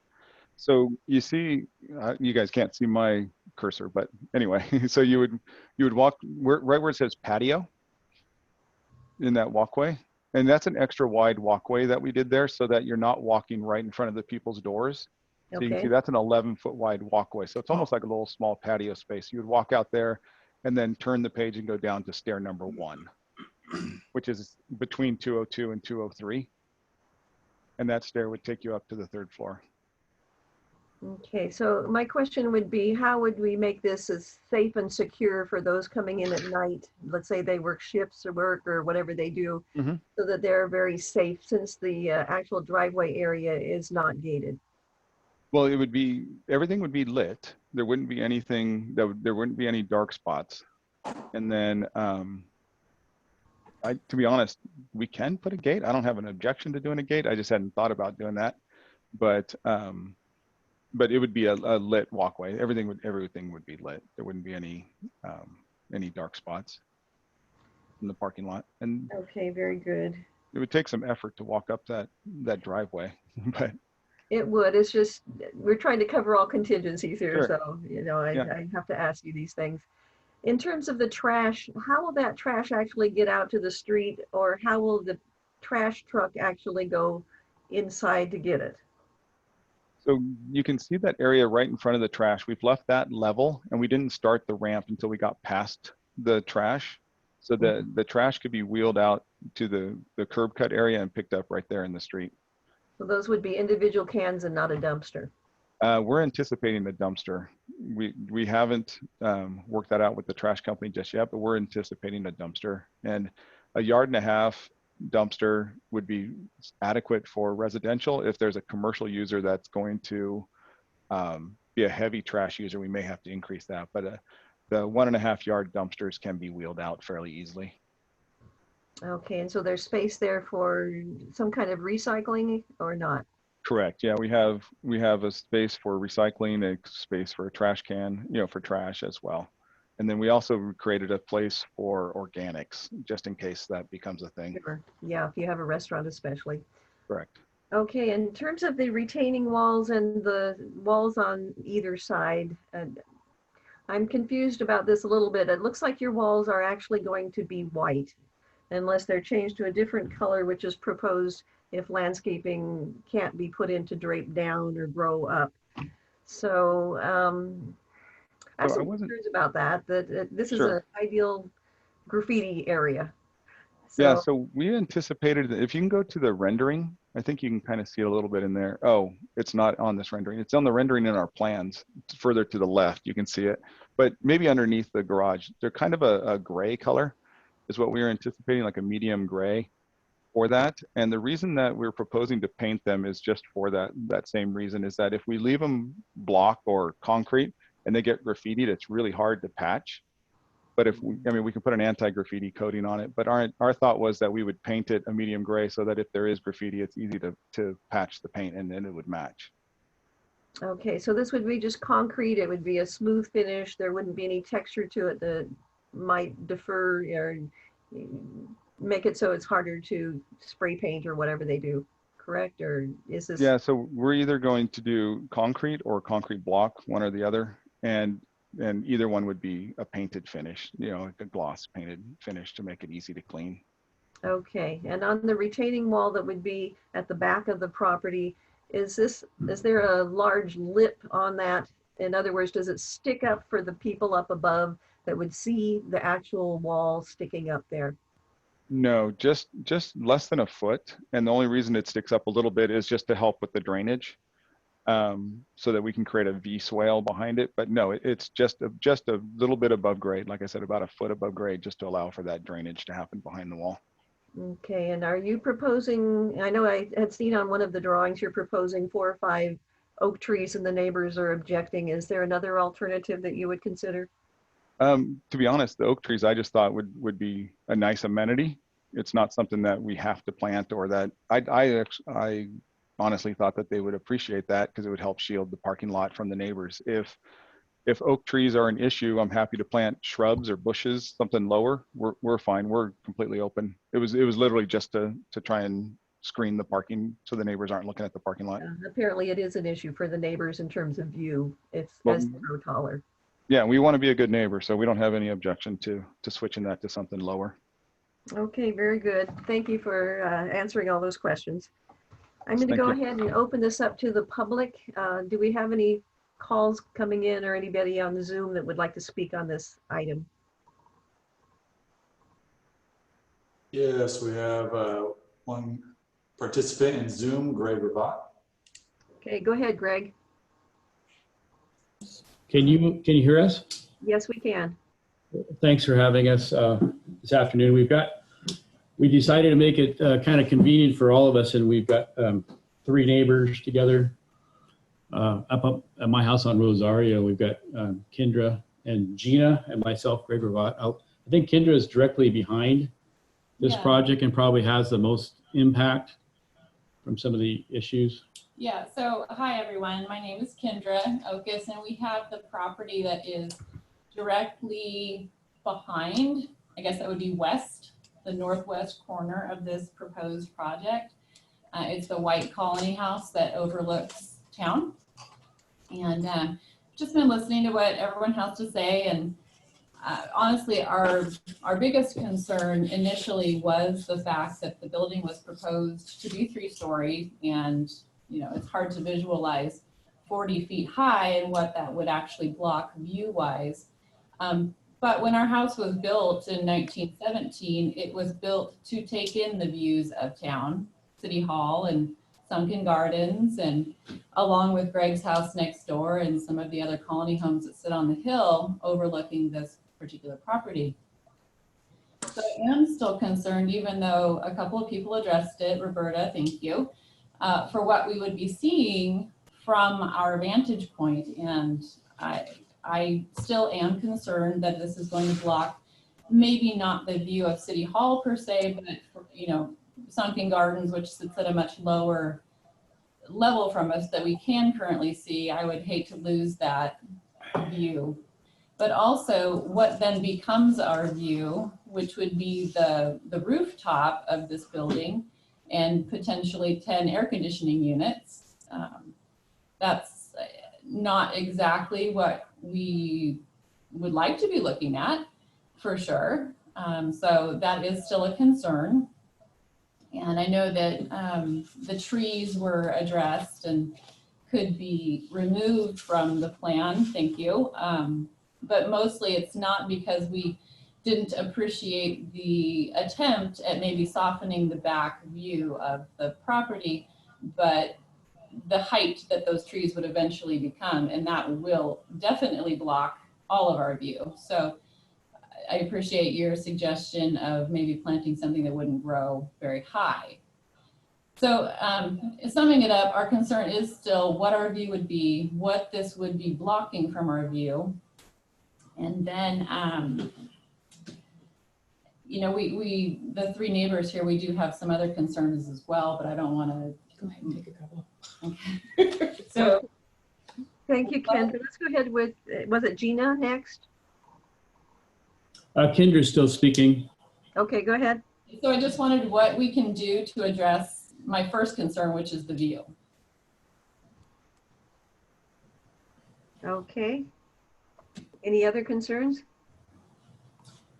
Sure, we can move on to the front of the building. I do appreciate the fact that we're trying to, you know, accommodate some other architectural styles, but I do not see how this particular building style fits in with the Colony District and the buildings that are surrounding it, like the old firehouse across the street, some of the Spanish architecture that's in our town.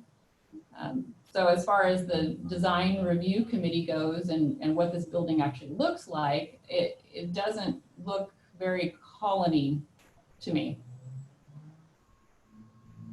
Okay, go ahead. And then the fact that the building sits right on the sidewalk, being somebody that walks up and down the sidewalk of our town, it does concern me how the cars will be pulling out of the building. And even though it doesn't show it in this rendering that we're looking at, there are cars parked along traffic way all the time. Especially when there's only one parking space that's going to be allowed for each of these apartments. There's going to be additional cars parked out on the street. So then the car exiting the parkway here is going to have to pull all the way forward across the sidewalk in order to see up and down the street to pull out. And I think that puts pedestrians in danger. Okay, got it. Go ahead, Kendra. Do anything else? No. I think I can hand off now. Very good. Are we, is there a time limit of 3 minutes on this or? No. No, okay. I will take less than 3 minutes. But my property is next to Kendra's. It's just above this and to, I guess, the east a little bit or south, whatever you want to call it. Anyway, my concerns, I kind of made a list, and I'm going to maybe start with some of the comments that you guys had. So I haven't set the elevation of the top of this building, but I think roughly both of our properties are looking down on the roofs. So it doesn't necessarily block a view of maybe some of the park, but that's not the concern. We definitely are going to see the roof. We're definitely going to see the equipment. There's no way to screen it. There's definitely going to be solar panels. A darker roof would be nice.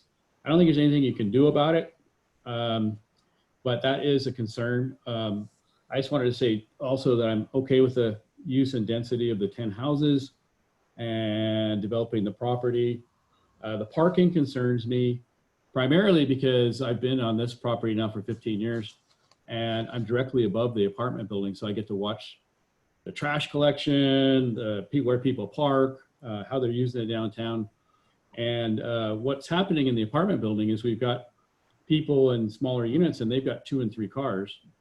And unless you have an on-site manager, there's no way to control that. And reducing the parking from 1.5 to 1, I'm gonna tell you, you're gonna end up with probably 5 to 10 cars permanently on the street. And I think the theory is that they go to work. Well, I'm gonna tell you that a lot of single people have 2 cars and there's no way around it. Also the concern, no storage, no guest parking. The storage is it's a huge issue for a 1-bedroom. You're eliminating the covered over the parking, which means there won't be any storage lockers. So you're gonna end up with junk behind this. I'm just glad I'm not managing it. These are just comments. I know that you don't necessarily regulate these, but I'm making the comments because I think it should be recognized. The fencing, I don't care about any fencing. We don't need any screen fencing. The apartment next door probably doesn't care about having a fence. So I think you can not worry about that. Stepping the retaining wall, we don't care. I don't care. I don't think the residents are going to care. I don't see that as being an issue. The sightlines is a major concern. I had a project rejected in Pismo Beach with the exact same design on a residential street due to sightlines. And I think that honestly, when you look at this and a traffic engineer looks at this, you're going to have to set the building back at least 5 feet to get sightlines, because there's no way a car can see the pole out on the street, especially when you've got parallel parking spaces. I probably won't go in the trash. It doesn't work, but I'm just gonna, that's up to you guys. There's no way a restaurant's gonna work in this. You can't do a restaurant with none of the utilities and the outdoor and the trash areas. It's just not gonna work. So don't think it's gonna be a restaurant. It's probably gonna be something else. Lighting, if you put timers on them, I think that would be the most successful thing. I know the code requires the cutoff lenses, but if you just put a timer on it, I think that would work really well. Now, what really drew me to this project is the architecture. I think it's totally inappropriate downtown. I think it's probably 180 degrees of what I would have expected to see on the site. All the previous designs were approved. I didn't make comments. Nobody was concerned. This is what I call a modern shed. It's really appropriate. Somewhere in Isla Vista would look real nice. The cedar siding, I've been here for 25, 30 years in a Atascadero building. Cedar will not last in a Atascadero. We have low humidity. It actually destroys the wood in 2 to 3 years. It's not gonna work. I'd like to, I know that you're doing your own project. Architects love to make a statement. I do, I'm sure Tom does. So I know he wants to do something that reflects his personality. But I'm wondering, as an architect, if he looked at the neighborhood and what's there and what's been being built in Atascadero with La Plaza and the Carlton and some of these other, historical reference buildings. And I like modern architecture. This is not what I would expect. But if he wants to stick with modern, maybe there's a way to break down the massing a little bit, step the building back, do something. This really is, I'm nicknaming this the box. So anyway, like I said, in another place, I think it would be a really nice design. I think this is the absolute wrong direction for this location. And I appreciate you listening to my comments. And I think my neighbor Gina might have something to say. Hi, I have all the same comments that Greg said, so I'm not going to touch on the same base, but I ditto everything that he's saying. As far as the plan, I have a lot of concern about the walking and people getting hit. So setback is great. The dumpster, I don't know how you're going to empty the trash. You're going to have to push a dumpster out on the street, which has cars parked all in front of it. There's no way that a dumpster is going to be able to get in there. So I have a huge concern with that. I don't know how anyone is going to be able to move furniture into that building up those curved staircases. I mean, I've lived in a 1-bedroom apartment. I still have couches, beds, dressers, armoires, side tables. It's not going to work there. I don't see that there's is there an elevator? Well, I don't think there's an elevator. So I don't know how that's going to get there. And I don't know how it's handicap accessible if you don't have an elevator and yet you have a handicap spot. And I think you have to make at least one unit accessible. I don't know if there's a code for that. There is. So I don't know how a handicapped person's going to climb a curved staircase. I have the fact that you're waiving the storage requirements. So there's no external storage and there's a limited internal storage. So all those balconies are probably going to be covered with storage containers, bicycles, barbecues. So I have a lot of concern because there's no outdoor space provided for these tenants. And so they're either going to be barbecuing in their parking lot or on the balcony, and then you're going to be seeing that from the town. So there's concern there. So you might want to look at having storage available for their bikes and camping gear and just the extra stuff, because even though it's a 1-bedroom apartment, people still have things. And then not having any covered storage, I mean, you might be able to solve it with putting your solar panels as in the covered parking lot. And I also have a lot of concerns about the size of the spot and how tight that parking lot is. The reality is most of the people around here have big trucks or SUVs. And so are they going to be able to pull in and back out in that parking space without hitting each other? And then the amount of parking spots you have, it's not realistic to have 10 spots, one of them being handicapped. So now you only have actually 9 spots available for tenants because one of them has to be handicapped or have a handicap placard in order to park there. And so you can't count on being able to park on somebody else's property or the street for renters. So I have a lot of concerns about that. And I would, I don't know that just having one low income housing would allow you to get rid of all the parking requirements. If it was mostly low income or so, I could see that, but I think one unit, you might want to look into that, that code requirement and actually provide at least the minimum, at least 15 spaces plus a handicap. Because it's going to be a parking nightmare for renters and for the rest of the neighborhood. And the kids, I don't know what you're gonna do with the kids stuff. Okay, is that it, you three? For now. I did want to add that I think you're going to have to put in a cat feeding station. There's about 15 stray cats in the apartment building next door, and they feed them every afternoon. So Yeah, I would like to say, I think that, I'm not totally opposed with, I'm more historic, I'm not totally opposed, but if they used a different material on the front, that would not be gone in 2 years or need to be repainted every 3 years, which is what's gonna happen, it would be more usable because I think it'll become a blight in 10 years if you put cedar siding. It doesn't matter if you seal it, it's not gonna look good in 10 years, especially in Atascadero.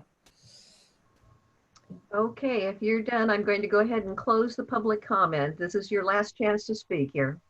Oh my gosh, I don't know. no, Gina's going to restrain herself. They're holding me back. They're muffling Yeah, me. we thank you for the opportunity. Thank you. I really appreciate you listening to us. Thank you for your input. With that, I'm closing the public comment. Roberta, we do have a caller. Oh, another. Thank you, Luke. I Yeah. appreciate it. Go This ahead. is David Wilson. Okay, go ahead, David.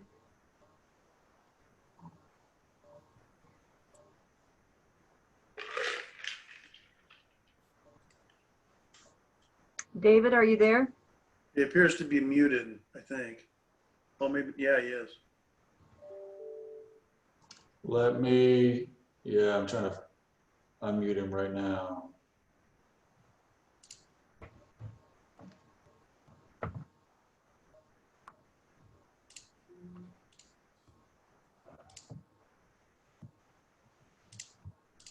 Hello? How about now?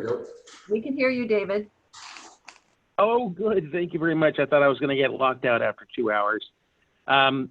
Well, anyway, thank you for letting me speak. As I know a lot of you know, my family owns the adjacent commercial space, El Paseo Plaza. We've owned it for more than 3 decades. I came here 7 years ago with that completely empty.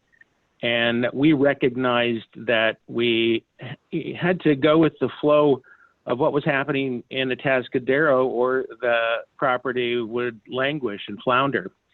So I'm very pleased that we've been able to get some very popular businesses in there.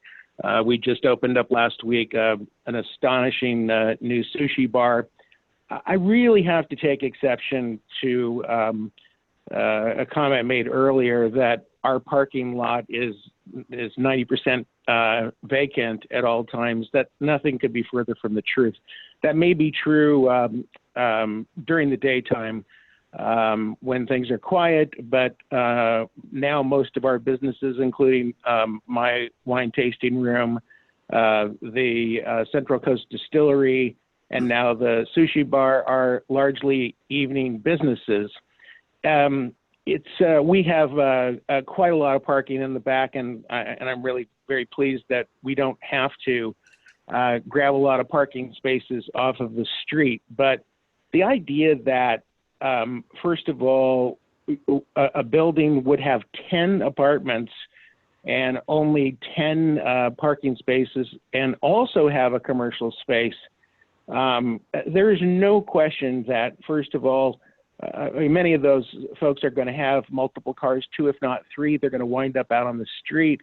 But also, I have a concern that because I have ample parking, that the fact that this development has not allowed for, I think, even a slightly reasonable amount of parking spaces means that I'm going to be policing my lot constantly for cars that are going to be flowing, onto our property, and also Dirk's property, which is everything that is between us and El Camino. That's my first concern, and I think it's a huge one, because I think we're fooling ourselves to believe that this development is even close to providing adequate parking. That being said, I'm supportive of that lot being developed because it's been an eyesore for the 3+ decades that it's been adjacent to our property, and I'm very supportive of it being developed. I'm a little shocked that the ratio of residential units to commercial is what it is. I guess I could understand the one commercial unit if it, in fact, is being designed to be a restaurant or something that, occupies a large amount of space. But, we've done such a good job on Traffic Way of, in just a matter of just a handful of years, boarded up businesses are open again.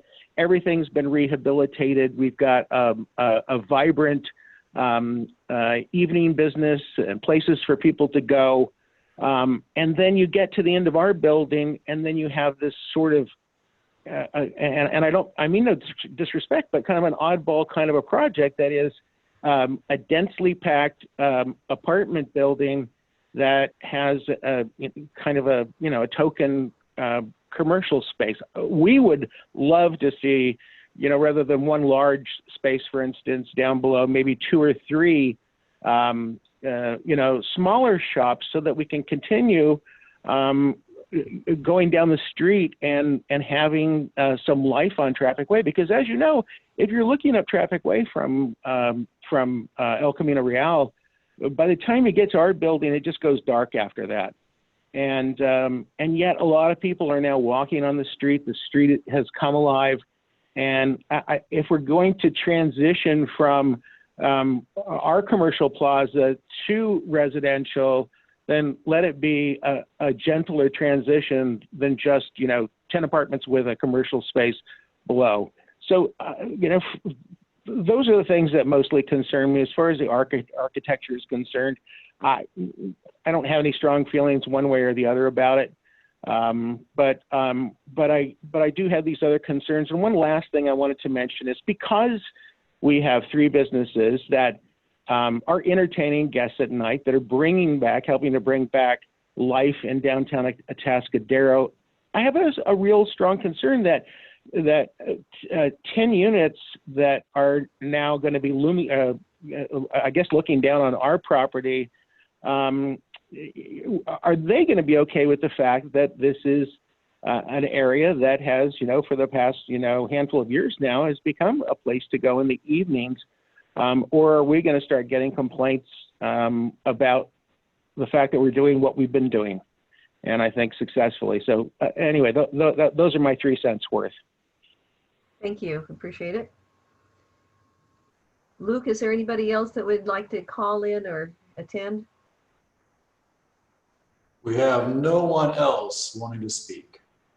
Very good. Thank you. I'm going to close public comment and bring it back to the DRC. There were several items that were mentioned that we need to consider. I'll try to cover them as best I can. But let's see, Kendra, I believe, was talking about the building style, and this was echoed by Gina and Greg. It didn't fit into the architecture of the downtown. There were concerns about the sidewalk and pulling out the site distance, thinking that there may need to be a setback. There was talk of the darker roof would be best. The parking was inadequate. The storage was inadequate, no guest parking, and questions about the handicapped, whether there would be handicapped accessible units. Timers on the lighting, barbecues on the balcony, the dumpster issue, getting it out there and in there. I think the compatibility with the neighboring use for Mr. Wilson. And other than that, if I missed any, let me know. So we're open, DRC, to talk about these items as well as the other issues that we need to be discussing in terms of multifamily outdoor recreation space, covered parking, storage, and others. So let's throw it out there. What do we want to tell Mr. Jess? Let's start with Heather Newsom. I think that the items that the callers and residents in the area have brought up are important conversation pieces. I think that the mixed use development is not really nearly as much mixed use as we'd like to see. I think it's more residential with a one space below. It's so hard because you're trying to incorporate a vibrant downtown as well as housing and, you know, affordable housing, you know, one bedrooms, you know, you need that in our community. So how do we collectively work together, be good neighbors, encourage the downtown flow like we're trying to do, and not just have the commercial property just end at this residential apartment complex? That comes back to land use. How does it fit into, I guess, our land use? Are we using that land to the best of its ability and incorporating it with a consistent neighborhood connection? They're hard questions and they're hard to answer. I think that we collectively have to go, okay, what do we as DRC see as viable? I want to see as many businesses as we can open their doors, especially today. It's not very, it's a great opportunity for a community to come together and say, hey, we want to build and this is what we want to do and we want to be a part of our downtown. So I am throwing out my concerns so that we can openly talk about it. Your thoughts on it, Roberta? You always have the most insight. Well, I'm going to let everybody else go. So if I can encapsulate what you said, you have some concerns about the mix of uses, that the mixed use is more residential than commercial. And so you're talking about the very character of the downtown and what you would like to see there in the future. Yes, I kind of feel like it sticks out, and it's a 3-story building. So, I mean, it's going to stick out. So how do we make it conducive to what we want to see our downtown to be, as well as be accommodating to someone who wants to build on their property? Okay, understood. Let's move on to Dwayne Anderson and get your concerns, Dwayne. I get, you know, it's funny, when I first looked at this project, I think the thing that sort of I was puzzled by was that it was just the commercial space was so small, and just that one. And I guess probably because compared to the one that we had approved earlier, which really the restaurant was the prominent, you know, face of the building, and plus I think it incorporated a little bit of open area as well, if I recall. Anyway, so you know, when I compared the two, I went, oh gosh, that's a shame we're losing that. So I hear that now from other people. They're saying like they were struck by the fact that it's not really doing that. Having that mixed use. Now, the funny part about it is that I know we've had a number of projects that have mixed use, you know, that we tried to create mixed use incentives, and they continually sort of fall by the wayside because it's a very difficult proposition to incorporate the residential and the mixed use, largely because we run into that problem where when you have a commercial residential interface, you've got issues with the residents complaining about what's going on below, and it can get pretty nasty in some places. So that really is an issue to be considered. I'm not sure how bad it would be here. I think the other thing is that I was looking through our packet here. So it looks like on page, it's 32, project description and summary. So, you know, I know that we are hampered by the fact that the state offers all kinds of incentives once you start like going into low income and density bonuses and stuff. So I'm actually unclear how much we're bending here because of that, you know, in this project. I guess I'm trying to figure out, like, well, the parking's part of it, the storage is part of it. I think it's on our list of discussion items here. Outdoor recreation space, covered parking. There's a lot of things that are being sort of thrown overboard here. I guess my question would be, how many of these are because of the state's promotion of high density and low income, and how many of these do we have any control over at all? And let me clarify that just a little bit, because the concession they're asking for is only parking. And when you supply 10% of a project as affordable, we're mandated to supply concessions. Things like storage, things like outdoor open space, they are not required to have any of those things in a downtown mixed-use project. We do have multifamily standards that require those in a multifamily zoning district, but none of those apply to a commercial zoning district. So the anticipation is in a commercial district that when you put residential units in a commercial district, that they're different, that they're smaller, that they have less amenities, and they're more urban and they're more vertical. We have yet to adopt standards for those kinds of things in a mixed use project. So it's 100% discretionary. Now, in most zoning districts, a mixed use project is discretionary. In the downtown, it's allowed. So it puts you in a weird spot. We do want to have amenities in this project. We want it to work. We want it to have parking and storage and open space. And so we've asked the applicant to do some of those things, but they're not going to go anywhere near what we would mandate in a multifamily district, because it's not a multifamily district. So it's kind of an interesting situation. It's a little bit challenging. And this site, I'll say, is also a very challenging site because of its slope. So it's very challenging to see a commercial project on this site when you're surrounded on two sides by high density residential, and then you've got a big slope. It's why it's been vacant for our lifetime. So we've got some challenges here. So I applaud the applicant's response to the design, but I also applaud the DRC for weighing in on the challenges here.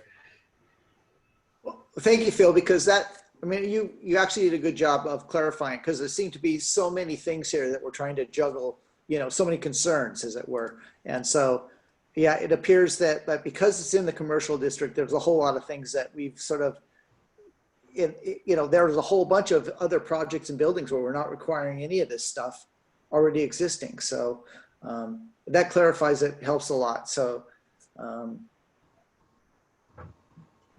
yeah, that's all I need to know. Thanks. Okay, thank you. Mark, do you have any comments or concerns? Yeah, I'll weigh in on this. On a conceptual level, I like the idea. I like the, you know, commercial space below and the residences above. I'd like if it was going to be a restaurant down below. One of the things I'd like to see, and what I visualized here, but obviously we're not seeing it, you know, as a result of COVID, what we're seeing a lot by necessity, by survival needs, is a lot of outdoor dining. And if this was designed to at least have a portion of something where you could have outdoor dining, I think that would be a good start. And I certainly applaud the effort to have so many units on this property. I just think that there are a lot of issues that are coming with that, and not the least of which is parking. And that was one of the things that I think the caller weighed in on, struck me right away, was that you've got 10 units, 10 parking, and one of them is an accessible parking space. Even though one of the units may be required, and I'm not so sure that it is, it might be required to be convertible, but converted to an accessible space. it doesn't mean that you have to rent to somebody with a disability. So if you had 10 people that don't have a blue placard that they keep in their car, where's that 10th person going to park? So I see that as being an issue. And then all of that aside, having 10 parking spaces for 10 units, I think is simply not going to work in this location, because the street does get filled up with parking. And like David said, you know, he's probably going to have people parking in his lot. And we're going to have people parking, you know, habitually where they shouldn't be, with cars that aren't moved on a regular basis. And I can see that as being a problem. As far as the design goes, you know, we've talked about this in the past at the DRC, and I believe at the Planning Commission level, and I'm sure City Council has too, is that we're trying to, where we would like at one point to have architectural guidelines for certain pockets of Atascadero, so that way we're not just a montage of whatever happens to be built at any given time. Try to give different areas of town their own identity. I'd like to see that. I mean, it would take years in certain parts of Atascadero to maybe morph into that type of a thing. But if we're going to have new things built, let's try to create a style for certain areas of town. And certainly this area of town has its style with the colonial style, with the City Hall and La Plaza and the Carlton and whatnot. And this may be an attractive building on, you know, some level in some areas.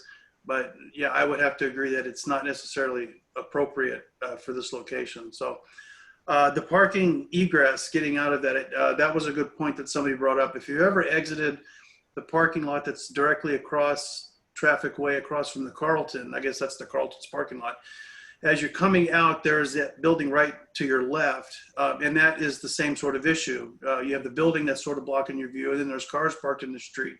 And I find myself inching further and further out in order to see where I'm going. And if I'm driving my smaller car, I'm down much lower. My Suburban's not so bad, but if I'm driving a smaller car, then I got to inch I'm out into the street before I can tell if anybody's coming. So there is a sightline distance issue that could be a potential with this.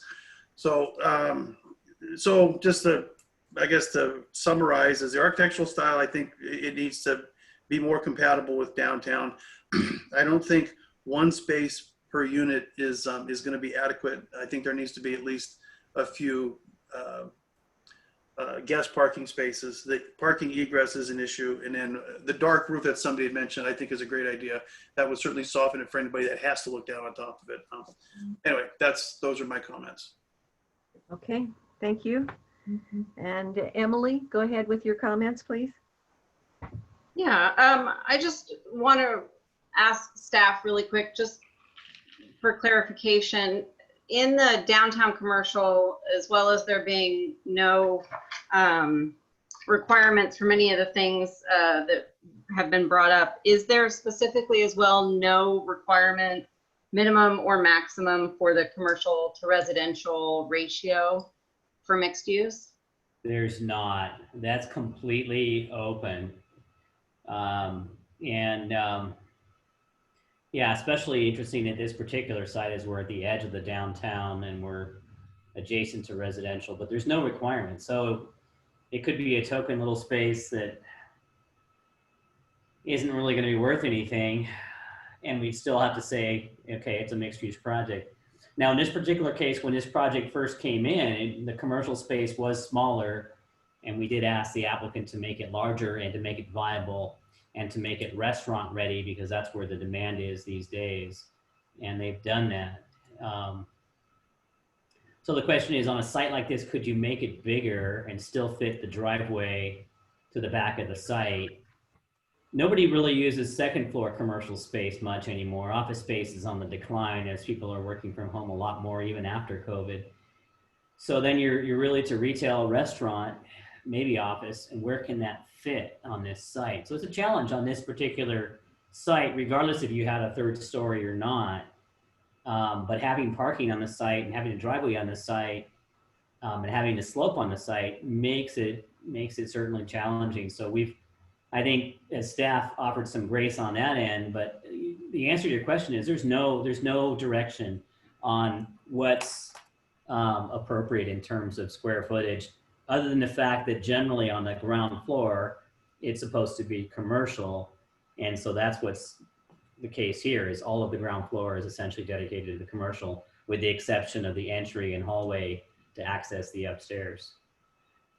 Sure, and I concur. I like the design in concept. I also think that, you know, the movement toward more urban living makes sense, especially on Traffic Way.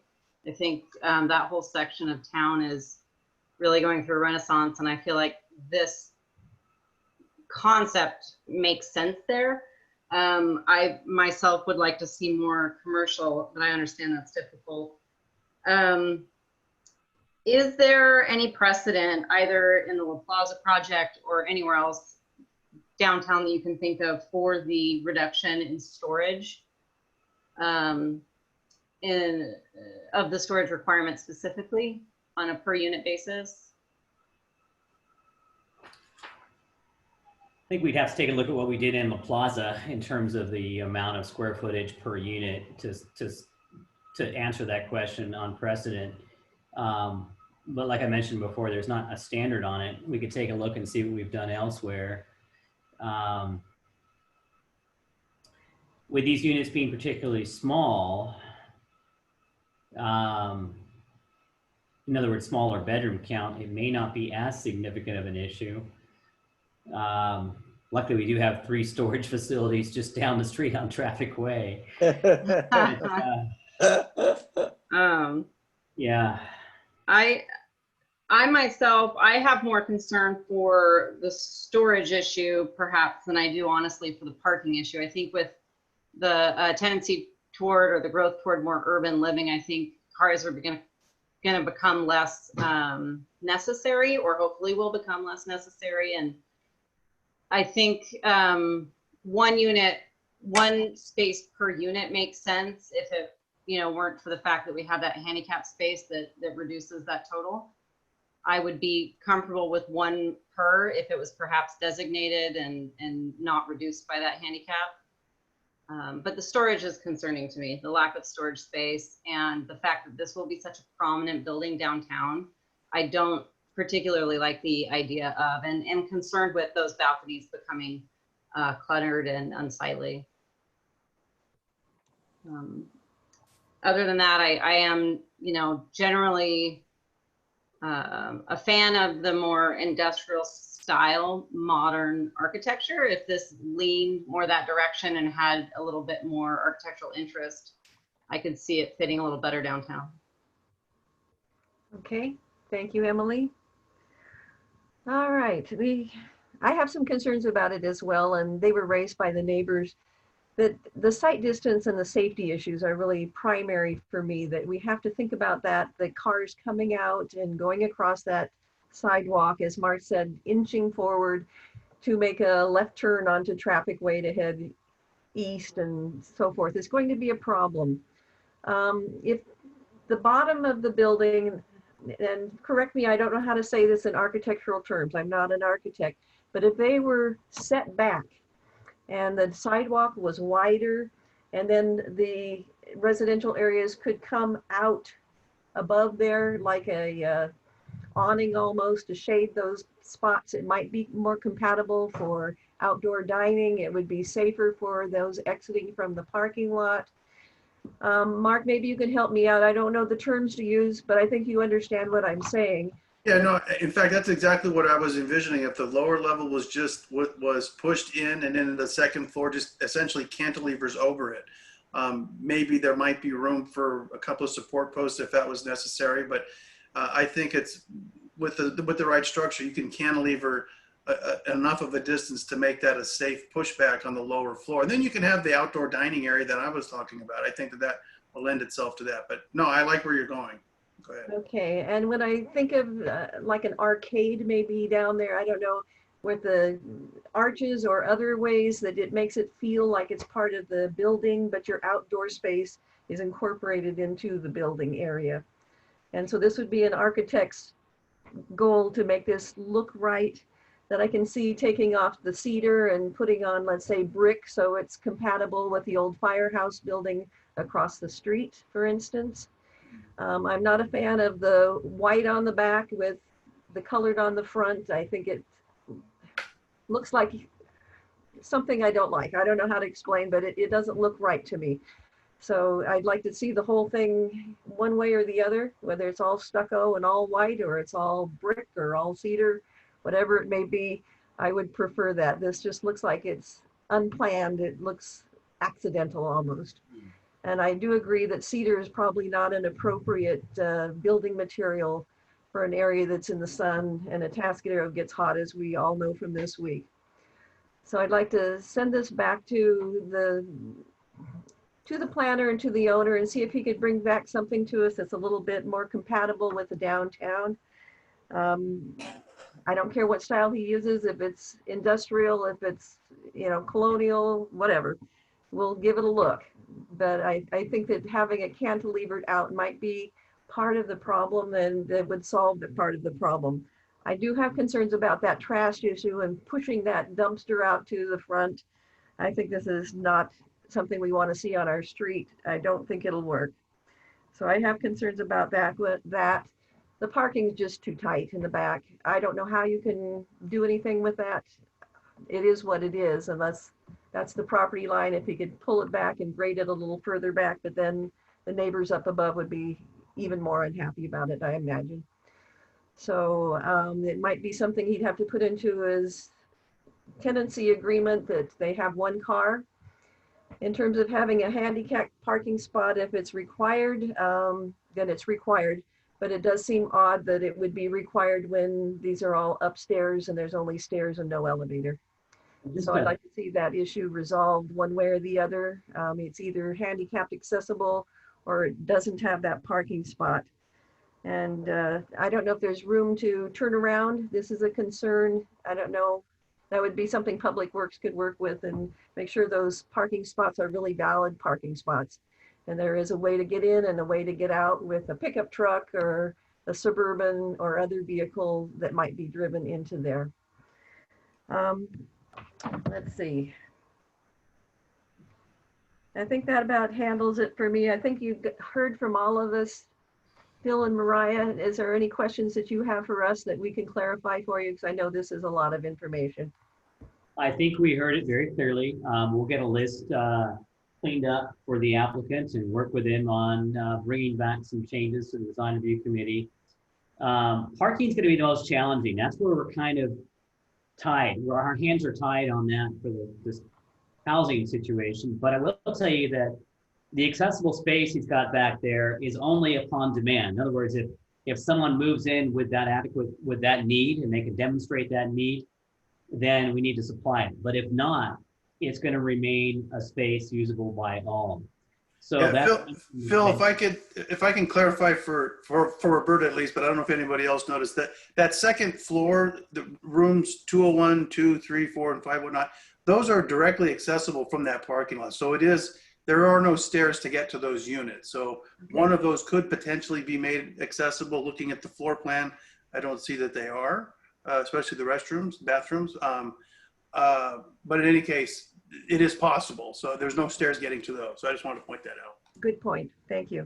That's a really good point. So anyway, yes, thank you for everyone for providing some valuable comments on this. I think, yeah, I'm hoping the applicant wants to continue working with us on doing some of those changes. And I think that one comment that you made about maybe a brick veneer on this building would also go a long way, along with some of these other comments. So let's see what we can do. Thank you. So Phil, I do have a couple things. I didn't know when it was my turn to speak. Go ahead. Sorry. So just to clarify one thing, there is a lift in the project. So there is, a way to get to the top by not using the stairs. Another thing is actually in our downtown commercial zone, it prohibits a front setback. So that would be something that the DRC would be, I guess, asking for an exception from our code if you wanted him to set it back further, or we can just defer that to basically meet the site standards set by the city engineer. Nick DeBar would look at it. So we wouldn't, have to ask for that exception. Another thing that I just wanted to clarify, I was kind of messaging with Kelly, and she looked at the previous project that Katie took to you guys in 2018. And I guess that project actually had 1,000 square feet of commercial space. So and this is about, I think I said 1,200. So that was actually a little bit smaller. The ratio of residential to commercial was probably different, which is why I'm imagining, I don't really remember the project super clearly, but that's probably why it seems different, but this is actually larger. And then I just wanted to bring up the point, if the DRC does want the building set back, that will make the commercial space even smaller. So those are just a couple points that I wanted to make sure we're out there. Okay, thank you. And Remind me about the setback issue, Mariah. I forgot that that's a code requirement. And if they were going to ask for that exception, that would push this project into the planning commission. So I don't know if we can require a project to be pushed into an exception. That's an interesting thing. But from a design perspective, we could ask for the second and third floors to be pushed back. Maybe that's a design issue. So that's an interesting conundrum. Phil, I have a question. Does Yes. that requirement for, street frontage, is that for the entire building or is that for the building entrance? Is there flexibility there for what has to be at the back of sidewalk? And that's an interesting question. Really, our setback is 0 for downtown, and buildings are required to not have a yard. And the idea is that you want to create that urban environment. That applies to the entire building, but it doesn't apply to the second and third floors. You don't have to have a straight face on the building. And also, if your building kind of went in and out and you had part of it pushed back a little bit and most of it forward, but you had these design elements that came out to that setback, I think in general that's going to comply. We've just got to be very careful about dancing around that edge and designing that just right to meet that intent of our setback standards. Well, I think, Phil, that because this has this indoor driveway, this is something we've never seen before. And the site distance issue is going to come up again and again if it comes in again. And having it set back actually is a real safety issue that we need to consider. We'll need to look at that. Okay, so I think we got it, guys. Mr. Jess, I know this is a lot to put on your plate. We hope you come back and see us again with a revised plan. It's an interesting site, very difficult to build on, and I applaud you for giving it a go. All right, committee member comments and reports. Anybody have any comments? Seeing no nods, I'll go ahead and close that out. Director's report, do we have a meeting schedule in the near future? Yes, we do. I'm just looking at our schedule now. Let's see. Oh, we don't have another DRC hearing on the books yet. Don't have items that are ready to go yet. So we'll keep you posted about a future hearing, other items that might be coming forward. Do you have any questions for me about progress of projects that are happening in town? DRC members, any questions or comments? Nope. It seems like the Colony Square area is really going very well, the La Plaza. Oh, La Plaza, yes. It's going fantastic, making great progress. And we'll be going out for construction bids very soon for the city's portion of that project, the plaza next to La Plaza. And they're also starting construction on the cargo container C-Train Beer Garden project this week as well. So a lot going on over there. Very good. Okay, with that said, I think we're done. Meeting adjourned. Okay. Thank you.